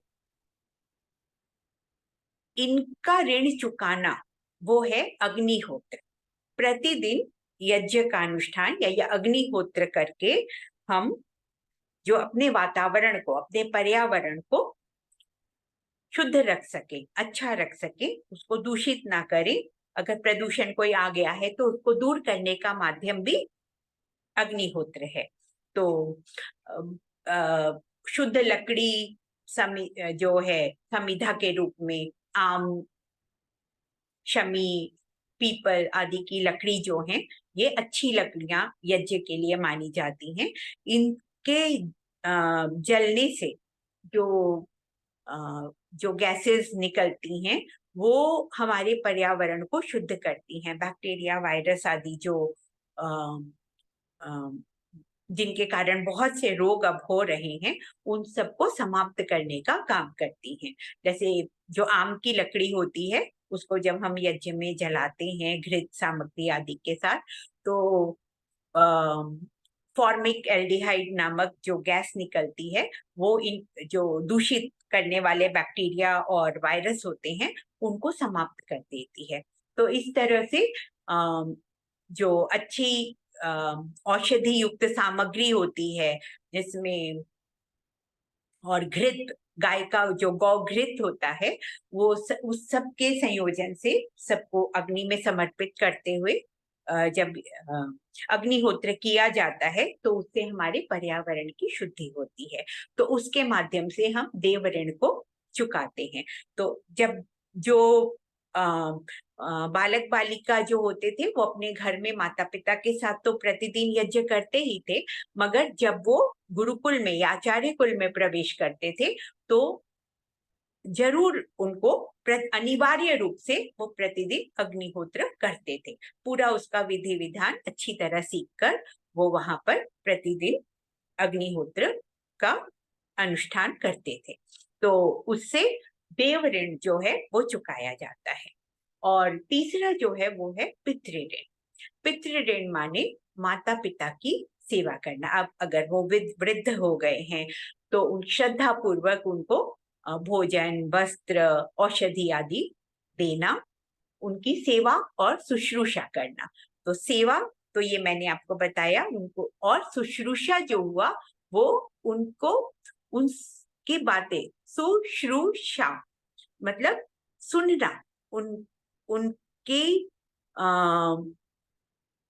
उनका मार्गदर्शन लेना और उनकी जो मन की बातें हैं उनको बैठकर ध्यान पूर्वक सुनना और फिर उसके अनुसार कार्य करना। तो ये शुश्रूषा कहता है। तो सेवा और शुश्रूषा। आजकल देखिए बहुत सारे बड़े जो बुजुर्ग हैं उनकी सबसे बड़ी व्यथा यही है कि उनको समय नहीं है। मतलब जो बच्चे हैं उनको समय नहीं है उनके साथ बैठने का या उनसे बातें करने का। तो ये शुश्रूषा भी बहुत महत्वपूर्ण है। तो बड़ों की सेवा और शुश्रूषा करना, तो ये पितृ ऋण में आता है। उसके साथ एक और तरीका है इस पितृ ऋण को चुकाने का। हम अपने माता पिता के लिए उतना नहीं कर सकते जितना उन्होंने हमारे लिए किया है। तो प्रकृति ने एक और व्यवस्था की है कि हम अपनी संतानों के लिए, जैसे माता पिता ने हमें संतान के रूप में पाला पोसा, सब कुछ हमारे लिए किया, उसी प्रकार हम उस वंश को आगे बढ़ाते हुए हमारी संतानों के लिए वो सब हम करें। तो ये पितृ ऋण हम इस तरह से भी चुकाते हैं। जो हमारे माता पिता ने हमारे लिए किया, हम वही अपनी संतानों के लिए करते हैं। तो इस तरह से ये पितृ ऋण को चुकाने की जो है श्रृंखला आगे बढ़ती रहती है संतान के रूप में। मतलब जो है एक पूरी अगली पीढ़ी को एक अच्छा कर्मठ नागरिक बनाना, एक अच्छा उसको अच्छे चरित्र का निर्माण करना, ये जो है इसके द्वारा भी हम पितृ ऋण को चुकाते हैं। तो इन तीनों ऋणों का बोध एक बालक को, एक छोटे से बालक को जो गुरुकुल में, आचार्य कुल में जा रहा है, उसको यज्ञोपवीत संस्कार के माध्यम से या उपनयन संस्कार के माध्यम से उसको इन तीनों का निर्देश और बोध दे दिया जाता था। उसके बाद साथ ही साथ या तो उसके साथ ही उसी दिन या अगले दिन या 1 वर्ष के भीतर किया जाता था वेदारंभ संस्कार। इसको विद्यारंभ या वेदारंभ दोनों कह सकते हैं। कहीं कहीं जैसे मैंने एक सूची और दी है, वो नेहा बहन आपको दे देंगी, तो वो उसमें जो है आप देखेंगे। नेहा बहन एक बार स्क्रीन पर ले आए जो येलो कलर वाली संस्कारों की सूची है। तो आप इसमें देखेंगे कि आगे जाकर कुछ संस्कार, जैसे मैंने आपको चूड़ा कर्म और केशांत संस्कार बताया, तो इसमें वो दोनों अलग अलग दिए हुए हैं अलग अलग संस्कार। वो चूड़ा कर्म होता है जन्म के कुछ समय बाद और केशांत होता है आचार्य कुल में प्रवेश करने के बाद। तो ये आप इसमें देख रहे हैं, ये सारे आप देख लीजिए। तो यहाँ अभी हमने यज्ञोपवीत देखा, अब विद्यारंभ, तो यहाँ वेदारंभ भी हम इसे कह सकते हैं। तो ये कहीं कहीं आपको सूची मिलेगी, अगर आप इंटरनेट पे सर्च करेंगे तो 2 अलग अलग संस्कार दिए हुए हैं। विद्यारंभ अलग दिया हुआ है, वेदारंभ अलग दिया हुआ है। तो यहाँ हम उसको एक साथ ही देखेंगे। तो ये वेदारंभ संस्कार मैंने जैसे आपको बताया कि उसी दिन जब यज्ञोपवीत संस्कार होता था या उसके अगले दिन या 1 वर्ष के, ज्यादा से ज्यादा उसी 1 वर्ष के भीतर भीतर ये वेदारंभ संस्कार किया जाता था। और ये दोनों ही संस्कार जो हैं, जिन आचार्य के पास उन्हें विद्या ग्रहण करनी होती थी, उन्हीं के सानिध्य में, उन्हीं के आशीर्वाद से ये होते थे। और यहाँ से जो वेदारंभ संस्कार के साथ बालक की विधिवत पूरे विधि विधान के साथ जो उसकी शिक्षा है, उसका जो विद्या दान जिसको कहेंगे गुरु के द्वारा, वो आरंभ हो जाता था। तो यहाँ से उसका जो हम कहेंगे कि ब्रह्मचर्य आश्रम में प्रवेश। देखिए, जीवन के 4 पड़ाव जो हैं वो पहला ब्रह्मचर्य आश्रम, जीवन के प्रथम 25 वर्ष। उसके बाद जो है अगले 25 वर्ष को हम कहते हैं गृहस्थ आश्रम। उसके बाद के 25 वर्ष जो हैं 50 वर्ष की आयु से लेके 75 वर्ष की आयु, लगभग 100 वर्ष की आयु मानी गई थी। तो ब्रॉडली क्लासिफाई कर दीजिए आप इसको 4 भागों में, तो 25-25 वर्ष आते हैं। तो प्रथम 25 वर्ष ब्रह्मचर्य आश्रम, अगले 25 गृहस्थ, उसके बाद वानप्रस्थ और अंत में संन्यास आश्रम। तो ये जो है यहाँ जो है ब्रह्मचर्य आश्रम का आरंभ होता था। वैसे तो जन्म से ही अब वो बालक बालिकाएं ब्रह्मचारी ही हैं अभी भी, पर यहाँ विधिवत रूप से उसे ब्रह्मचर्य आश्रम में प्रवेश, आचार्य कुल में प्रवेश होता था। तो यहाँ साथ ही साथ उसका ब्रह्मचर्य आश्रम भी विधिवत आरंभ हो जाता था। अब अगले 16-17 वर्ष तक जो बालक है या बालिका है, वो गुरु के सानिध्य में रहते हुए, आचार्य के सानिध्य में रहते हुए, गुरुकुल में एक से अधिक आचार्य भी होते थे और वो मैं आगे आपको बताऊंगी। वानप्रस्थ आश्रम क्या होता है उसके साथ। तो आचार्य कुल में प्रवेश के साथ उसका ब्रह्मचर्य आश्रम आरंभ हो जाता था। और उसके बाद जो है अगला संस्कार जो होता था, पूरे जो उसकी शिक्षा पूर्ण होती थी, जो मैंने आपको बताया 16-17 वर्ष जो है गुरु के सानिध्य में ही रहते हुए वो अपनी शिक्षा को पूर्ण करता था। और उसके बाद जो है वहां एक और संस्कार के साथ अब वो अपने घर, अपने समाज में पुनः लौटता था। अब ये सब जो पूरा समय होता था ब्रह्मचर्य आश्रम का या गुरुकुल में रहने का, यहाँ पर माता पिता के साथ वो नहीं, जैसे आजकल बच्चे बोर्डिंग स्कूल में जाते हैं तो भी छुट्टियों में कई महीने वो जो है उनको घर में आने का मौका मिलता है, वो आते हैं। प्रतिवर्ष जो है साल में 1 बार 2 बार जो छुट्टियां होती हैं उसमें वो घर आते हैं। गुरुकुल में ऐसा नहीं होता था। गुरुकुल की जो शिक्षा होती थी वो लगातार कंटिन्यूटी में चलती थी। हाँ, माता पिता आकर अपने बालक बालिका से मिल सकते थे वहां पर, मगर बालक बालिका को बीच में घर भेजने का कोई ऐसा वो नियम नहीं था उसमें।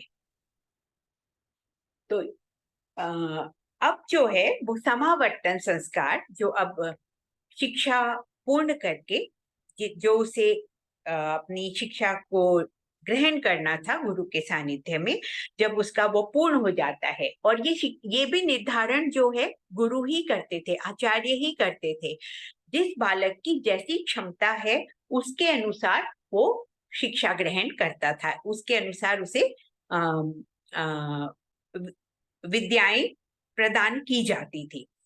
यहाँ पे वर्ण का चयन भी करते हैं, जैसे वर्ण माने डिवीजन ऑफ वर्क, या जैसा उसका एप्टीट्यूड है, जैसी उसकी क्षमता है, उसके अनुसार वर्णों का चयन होता था। जन्म से वर्ण व्यवस्था नहीं थी। ये जो ब्राह्मण, क्षत्रिय, वैश्य और शूद्र, अगर आप एक क्षत्रिय घर में पैदा हुए हो तो आप क्षत्रिय हो, नहीं। आप ब्राह्मण कुल में पैदा हुए हो तो आप ब्राह्मण हो, नहीं। ये जन्मना जाति व्यवस्था नहीं थी, वर्ण व्यवस्था थी। वर्ण माने वर्ण करना, खुद चयन करना, खुद वर्ण करना, गुरु आचार्य के आशीर्वाद के साथ, उनकी समझ के साथ, उनके दिशा निर्देश के साथ स्वयं चुनना। जैसी अपनी क्षमता है, जैसा मेरा एप्टीट्यूड है, उसके अनुसार मैं अपने आगे जीवन में जो मुझे कार्य करना है उसका मैं चयन करूं। तो ये होती थी वर्ण व्यवस्था। जो बहुत मेधावी होते थे, जिनमें बहुत अच्छा शास्त्रों को, वेदों की समझ होती थी, और जो बच्चे इस कार्य को आगे करने में सक्षम होते थे, मतलब अगले छोटे बच्चों को जो गुरु से अर्जित ज्ञान है उसको अगले जो छोटे शिष्य हैं उनको प्रदान करने में समर्थ होते थे, उनके लिए ब्राह्मणत्व या ब्राह्मण वर्ण का को निर्धारित किया जाता था या चयन किया जाता था उनके द्वारा स्वयं।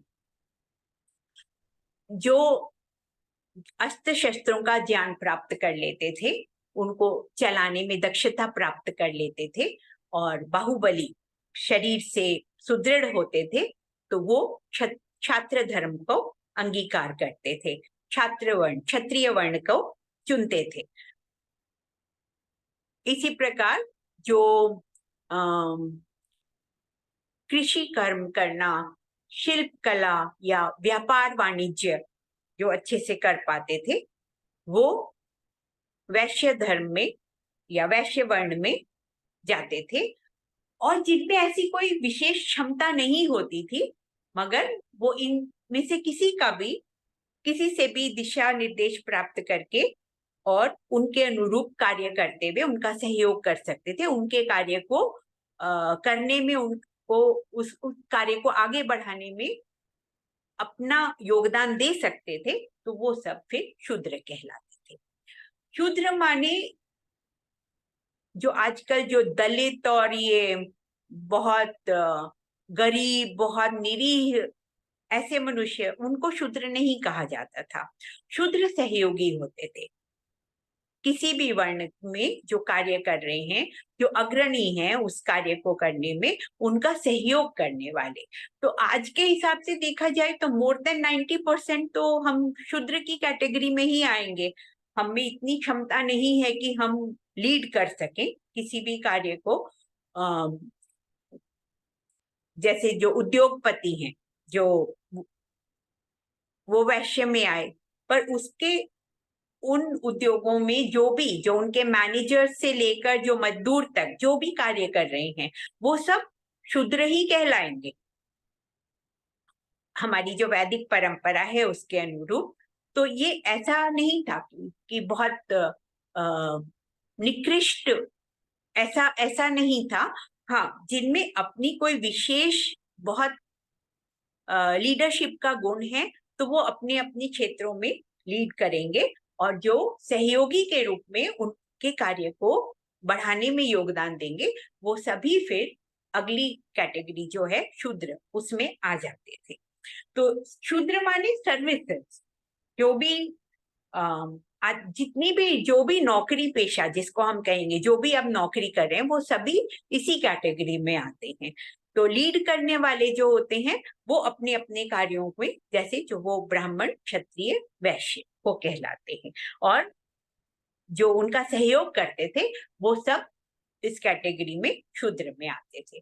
तो हमारे वैदिक समय में भी हम कह सकते हैं लगभग 60 to 70% जो प्रजा होती थी, जो लोग होते थे, जो जनता होती थी, वो इसी कैटेगरी में आती थी। लीड करने वाले तो कम ही होते हैं, हर क्षेत्र में लीड करने वाले 8-10% आप कह सकते हो, पर जो मेन जो होते हैं, फॉलोअर्स जो होते हैं, उनके सहयोगी जो होते हैं, उनकी संख्या हमेशा ज्यादा होती है।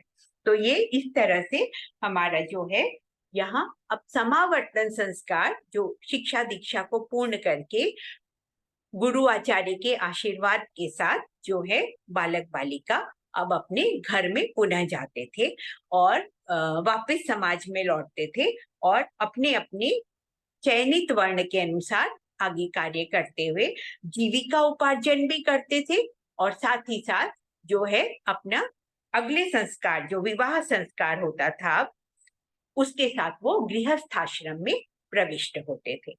अब समावर्तन संस्कार में आप देखेंगे कि जब गुरुकुल में बालक होते हैं, तो वहां पर चाहे वो बड़े घर से आया हो, चाहे वो गरीब घर से आया हो, सबको समान रूप से जो है भोजन, वस्त्र, शिक्षा जो है समान रूप से दी जाती थी।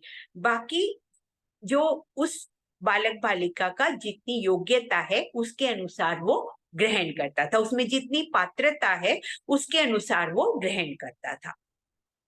पर स्टार्टिंग लाइन कहते हैं ना, जब जो दौड़ प्रतियोगिता जो आरंभ होती है, तो एक स्टार्टिंग लाइन होती है, आरंभ रेखा होती है, वो सबके लिए समान होनी चाहिए।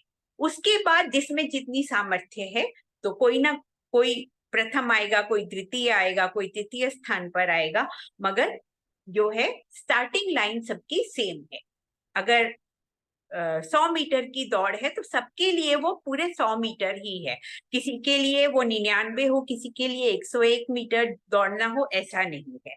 पर तो स्टार्टिंग लाइन सबको सेम दी जाती थी। गुरुकुल व्यवस्था सबके लिए समान थी और आवश्यक जितने वस्त्र होते थे, जितने आवश्यक कोई यहाँ जो है ताम झाम नहीं होता था। बिल्कुल जो आवश्यक है, पौष्टिक भोजन हो, पर ये नहीं कि बहुत स्वाद को प्राथमिकता दी जाए।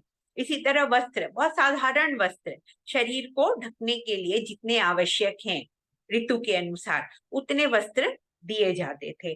तो यहाँ पर किसी को भी जो है प्रेफरेंशियल ट्रीटमेंट या एक्स्ट्रा जो है जो लग्जरीज नहीं दी जाती थी गुरुकुल में। तो सिर्फ आवश्यक जो है वो उनको दिया जाता था और जीवन को जीने के लिए जो आवश्यक स्किल्स हैं, जो आवश्यक जो गुण कर्म हैं, वो वहां पर उनको सिखाए जाते थे। तो जब समावर्तन संस्कार होता था तब उनको रेशमी वस्त्र, इत्र, जो सुंदर मतलब विशेष भोजन जो है, इस तरह उनको उनका स्वागत किया जाता था पुनः जब वो घर में लौट कर आते थे, समाज में अपने लौट कर आते थे। और इसके बाद तो हम सब जानते हैं कि विवाह संस्कार जो होता है, एक योग्य जीवन साथी चुनकर उनका विवाह किया जाता है और उसके साथ वो गृहस्थ आश्रम में प्रविष्ट होते हैं। अब गृहस्थ जो होते हैं, समय हो गया है, 8 बज गए हैं।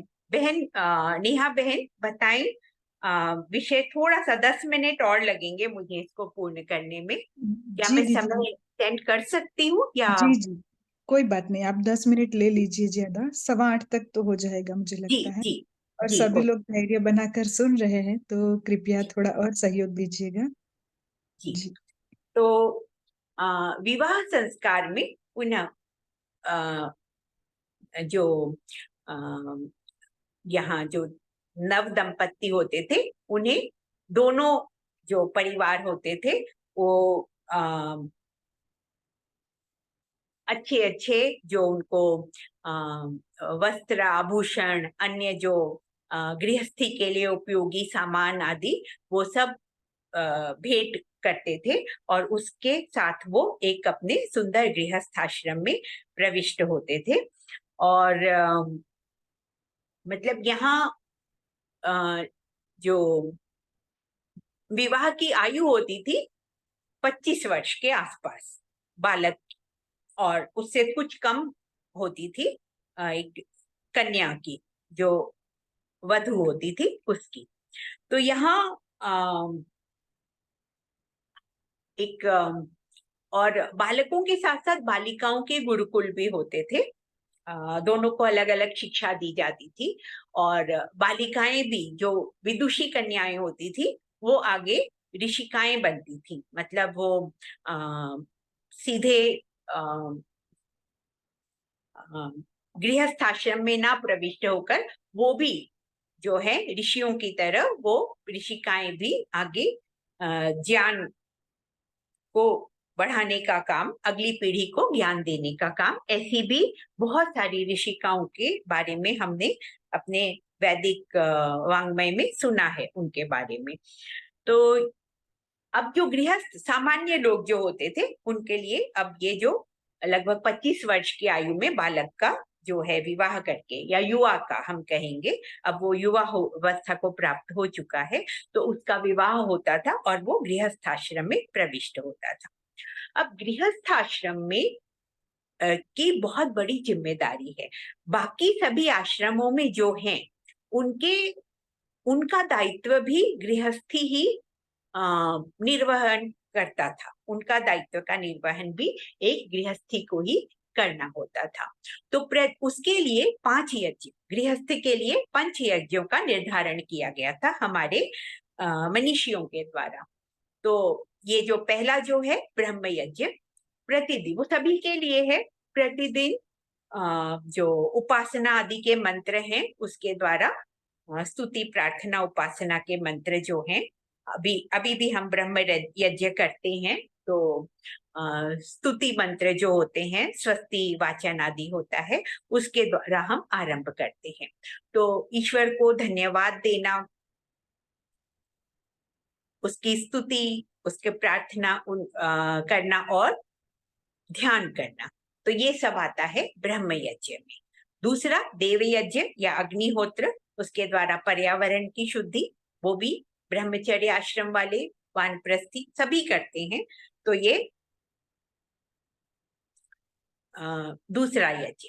तीसरा पितृयज्ञ, जो मैंने आपको बताया पहले, माता पिता वृद्धों की सेवा करना और अपनी संतान उसको एक कर्मठ व्यक्तित्व, एक अच्छा नागरिक बनाना, तो ये दायित्व को पूर्ण करना, ये भी गृहस्थी का दायित्व था। उसके बाद जो है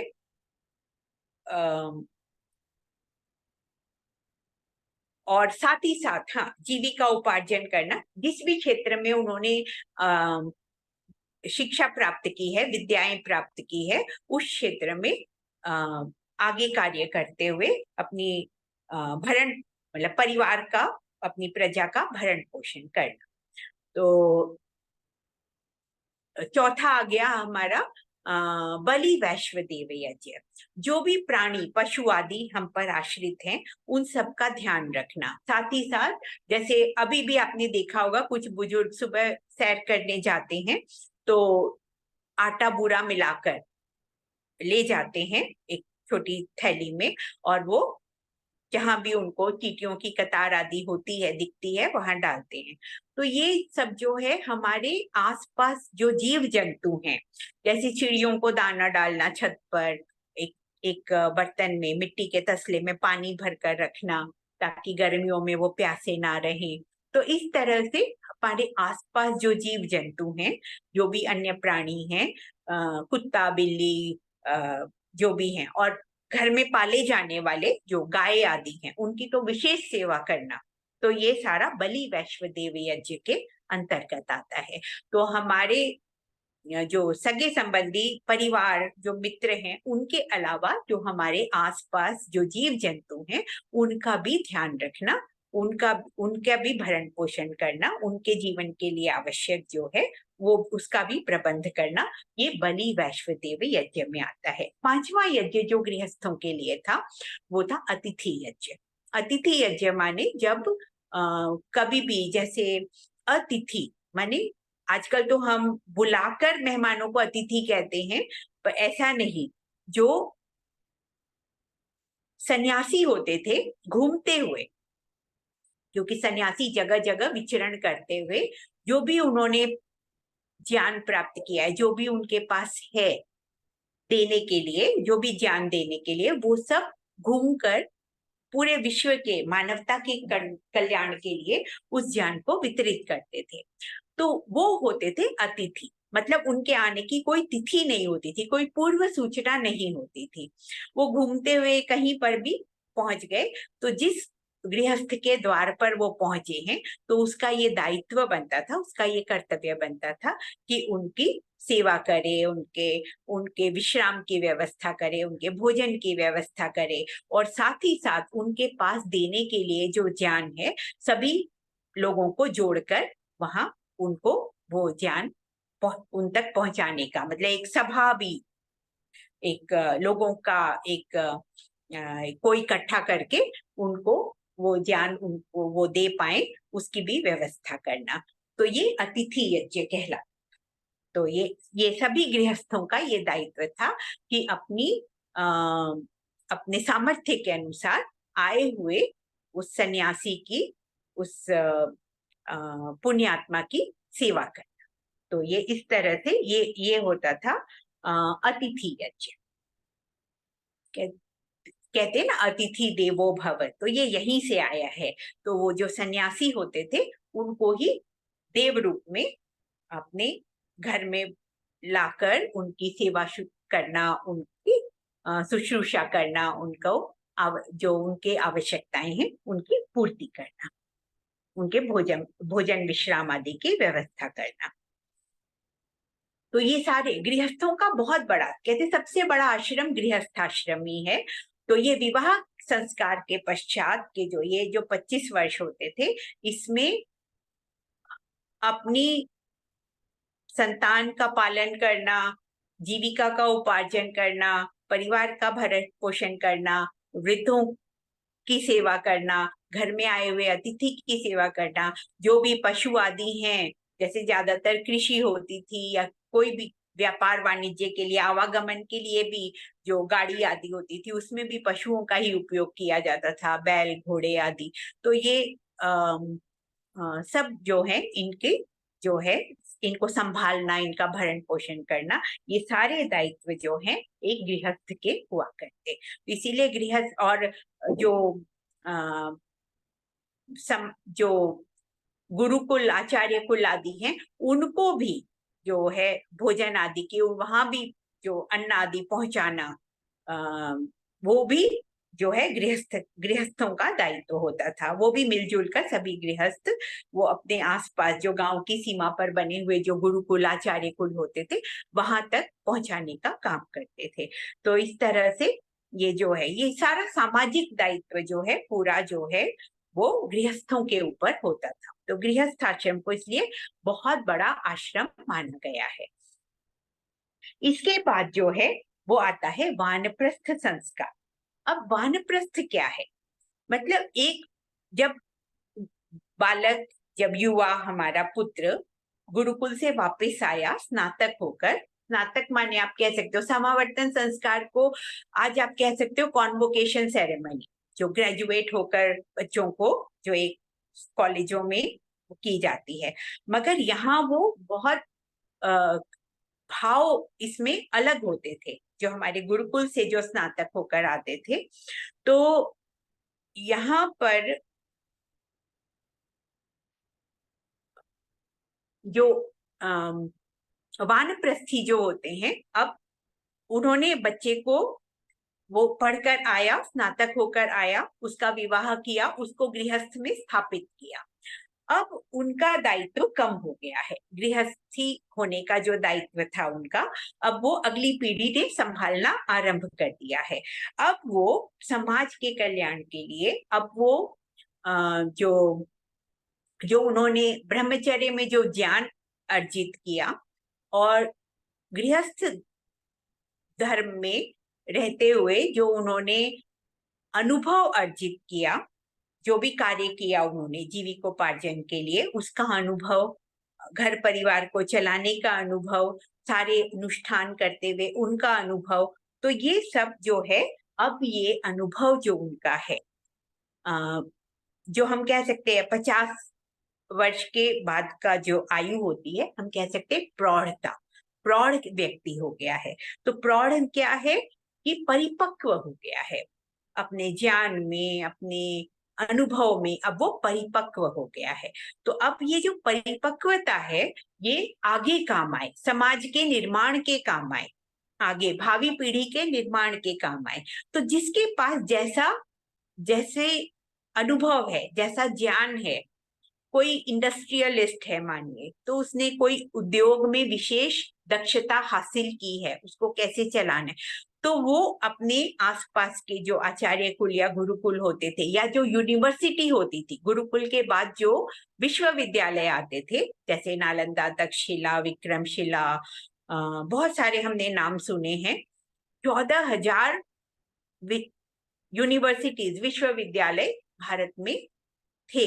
18वीं 19वीं शताब्दी के आरंभ तक भी ये इनमें से कुछ यूनिवर्सिटीज भी प्रेजेंट थी। और गुरुकुल तो हमारे 7 लाख से ज्यादा, 1835 में जो मैकॉले की रिपोर्ट आई थी, उसने जो भ्रमण करके भारत का जो रिपोर्ट दी थी, तब तक भी हमारे भारत में 7 लाख से ज्यादा गुरुकुल विद्यमान थे। बालक और बालिकाओं के पढ़ने की इतनी सुंदर व्यवस्था थी, हर गांव के दोनों छोर पर जो है गुरुकुल की व्यवस्था थी, गुरुकुल स्थापित थे। तो इन गुरुकुलों में जाकर या विश्वविद्यालयों में जैसा जिस लेवल का ज्ञान उनके पास होता था, उसके अनुरूप वो वहां जाकर उन बालकों को उस ज्ञान को प्रदान करते थे। तो ये वानप्रस्थी जो हैं, अब जो परिपक्व हैं अपने अनुभव और ज्ञान में, जो उन्होंने सीखा है, जीवन को जीकर जो सीखा है, वो सब जो है अगली पीढ़ी के निर्माण के काम आए, तो वो करते थे। तो जैसा मैंने आपको कहा, गुरुकुल में एक से अधिक आचार्य होते थे। एक तो होते ही थे मुख्य, जो उसके आचार्य होते थे, और उसके अलावा इस तरह और भी आचार्य वहां पर सेवा देने आते थे, और वो अपने अनुभव और ज्ञान को भावी पीढ़ी के लिए सुलभ कराते थे। तो आगे जो बच्चे हैं वो उनसे जो भी अपने अपने वर्ण के अनुसार, अपनी अपनी एप्टीट्यूड, अपनी क्षमता के अनुसार जिस क्षेत्र में वो जाना चाहते थे, उस क्षेत्र का मार्गदर्शन इन आचार्यों से वो प्राप्त करते थे, जो वानप्रस्थी के रूप में वहां आते थे। तो ये वानप्रस्थ क्या है? अब समाज के लिए काम करना। तो ये जो समय है, अब उन्होंने अपना जीवन जी लिया, अपना गृहस्थ धर्म निभा लिया, अपने संतानों को बड़ा कर लिया, उनको गृहस्थ धर्म में स्थापित कर दिया, और अब वो समाज के लिए या भावी पीढ़ी के निर्माण के लिए उनको उनके मार्गदर्शन के लिए प्रवृत्त हो गए।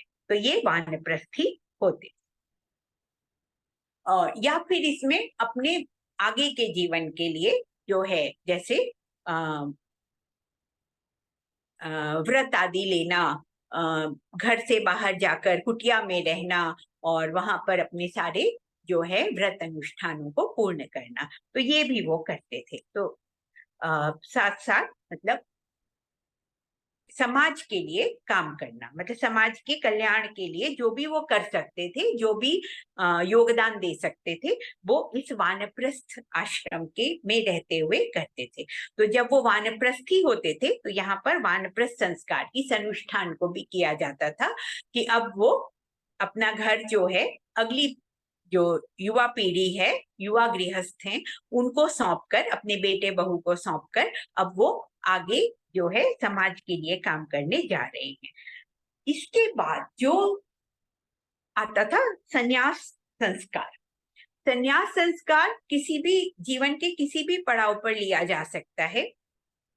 ब्रह्मचर्य आश्रम से भी सन्यासी बना जा सकता है, और बाद में गृहस्थी होते हुए भी संन्यास लिया जा सकता है, या उसके बाद वानप्रस्थ को पूर्ण करके भी संन्यास लिया जा सकता है।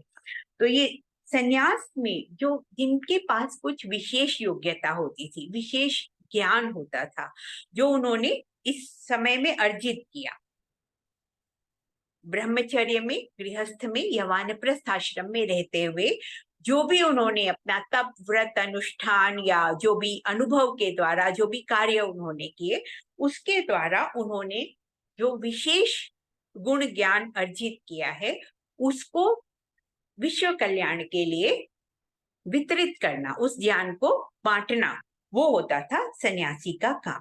सन्यासी कभी भी एक जगह नहीं रहते थे, वो घूम घूम कर विचरण करते हुए स्थान स्थान पर जाकर कि उनके ज्ञान का लाभ ज्यादा से ज्यादा लोगों तक मिल सके। तो पहले संचार के परिवहन के बहुत सारे साधन नहीं थे, तो वो पैदल ही ज्यादातर चलते थे, और जितना भी क्षेत्र वो कवर कर पाते थे, जितने भी क्षेत्र में वो जा पाते थे, उसके अनुसार कुछ कुछ समय रुकते हुए एक स्थान पर अपने ज्ञान को बांटते हुए वो आगे बढ़ते थे।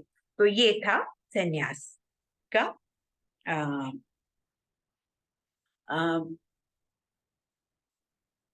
मतलब वो सिर्फ देना, जो भी अब उनके पास है, अब उनमें लेने का कोई भावना नहीं रहती थी, सिर्फ देने का भाव रहता था, जो भी उनके पास है वो दे पाए। तो ये संन्यास आश्रम होता था। अब सन्यासियों के लिए आवश्यक नहीं था कि वो जो पूरे जो व्रत अनुष्ठान है, जैसे कि जो अग्निकर्म है या अग्निहोत्र है, उनको करना। सन्यासी कभी भी स्वयं भोजन भी नहीं पकाते थे। अग्नि जो है, अब उनका अग्निकर्म कोई भी उनके उसमें नहीं आता था, तो वो भिक्षा के द्वारा या जो गृहस्थ उनका सत्कार पूर्वक जो भी उनको भोजन आदि जो भी व्यवस्था करते थे, तो उनके माध्यम से ही वो भोजन ग्रहण करते थे। स्वयं पकाना, अब वानप्रस्थ तक स्वयं पकाते थे, मगर संन्यास में स्वयं भोजन भी नहीं पकाते हैं।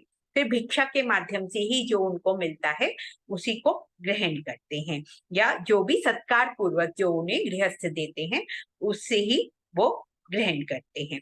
तो ये संन्यास आश्रम के बाद जो है आता है अंतिम। अब अंतिम जो है संस्कार, अंत्येष्टि संस्कार, तो ये जीवन का अंतिम संस्कार है। अंतिम इष्टि, अंत्येष्टि, तो ये है, इसके लिए भी पूरा, जैसे कहते हैं ना कि पूरी वेदी सजाकर लकड़ियों की, पूरी समिधा घृत आदि सामग्री के साथ पूरा ये जो है ऋतुदान अथवा वीर्यदान से जो आरंभ हुआ शरीर था, अग्निदान के द्वारा उसको समाप्त करना, तो ये अंत्येष्टि क्रिया होती थी।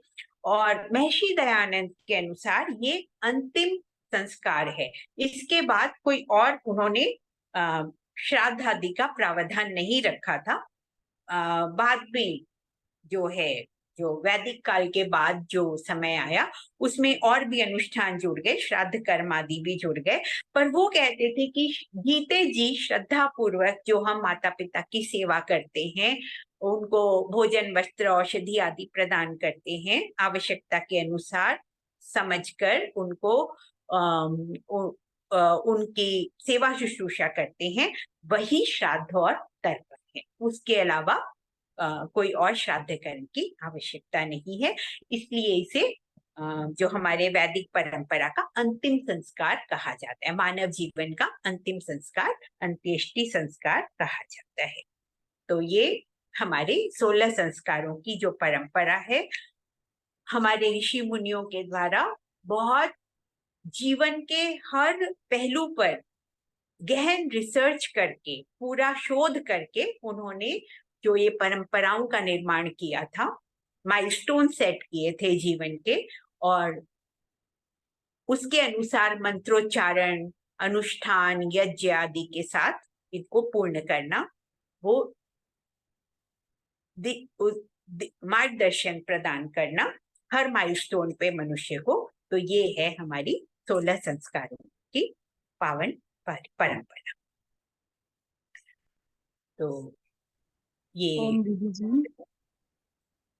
जी ओम जी, बहुत ही सुंदर प्रकार से आपने समझाई है सारी बातें। 16 संस्कार हमारे जीवन में क्या महत्व रखते हैं, उसे कैसे और कब करना चाहिए।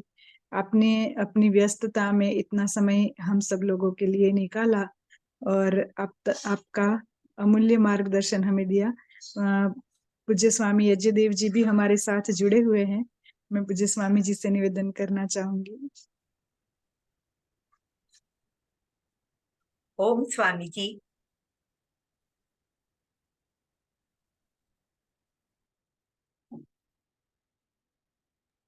स्वामी जी अनम्यूट करने का प्रयास कर रहे हैं, 1 मिनट।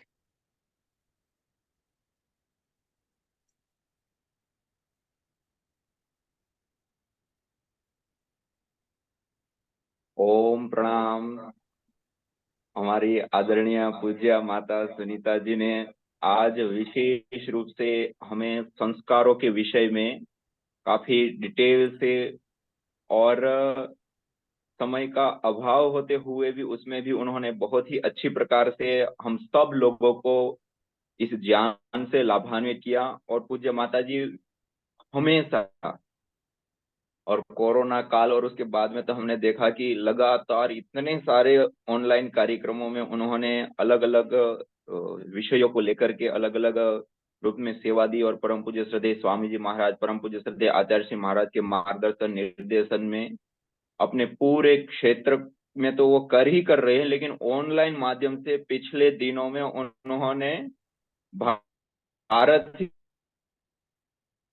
ही नहीं, भारत के बाहर दुनिया में कितने लोग उनके साथ शिक्षण प्राप्त किए हैं। तो ये बहुत बड़ी सेवा वो निरंतर दे रही है, और आज हम सब लोगों के बीच में अपना अमूल्य समय निकाल करके हमें प्रदान किया, और हम सब लोगों को इस 16 संस्कारों के ज्ञान विज्ञान से हमें अवगत कराया। उसके लिए हम उनका कृतज्ञ भाव से धन्यवाद करते हैं। और आगे के इस सेवा प्रकल्प में वो और उन्नति के साथ सेवाएं प्रदान करे, ऐसे भगवान उनको शक्ति प्रदान करे। इसी प्रार्थना के साथ आप सभी योगी साधक एक बार जोरदार अपने घर पे बैठे हुए ताली बजा करके उनका हार्दिक स्वागत और अभिनंदन करें।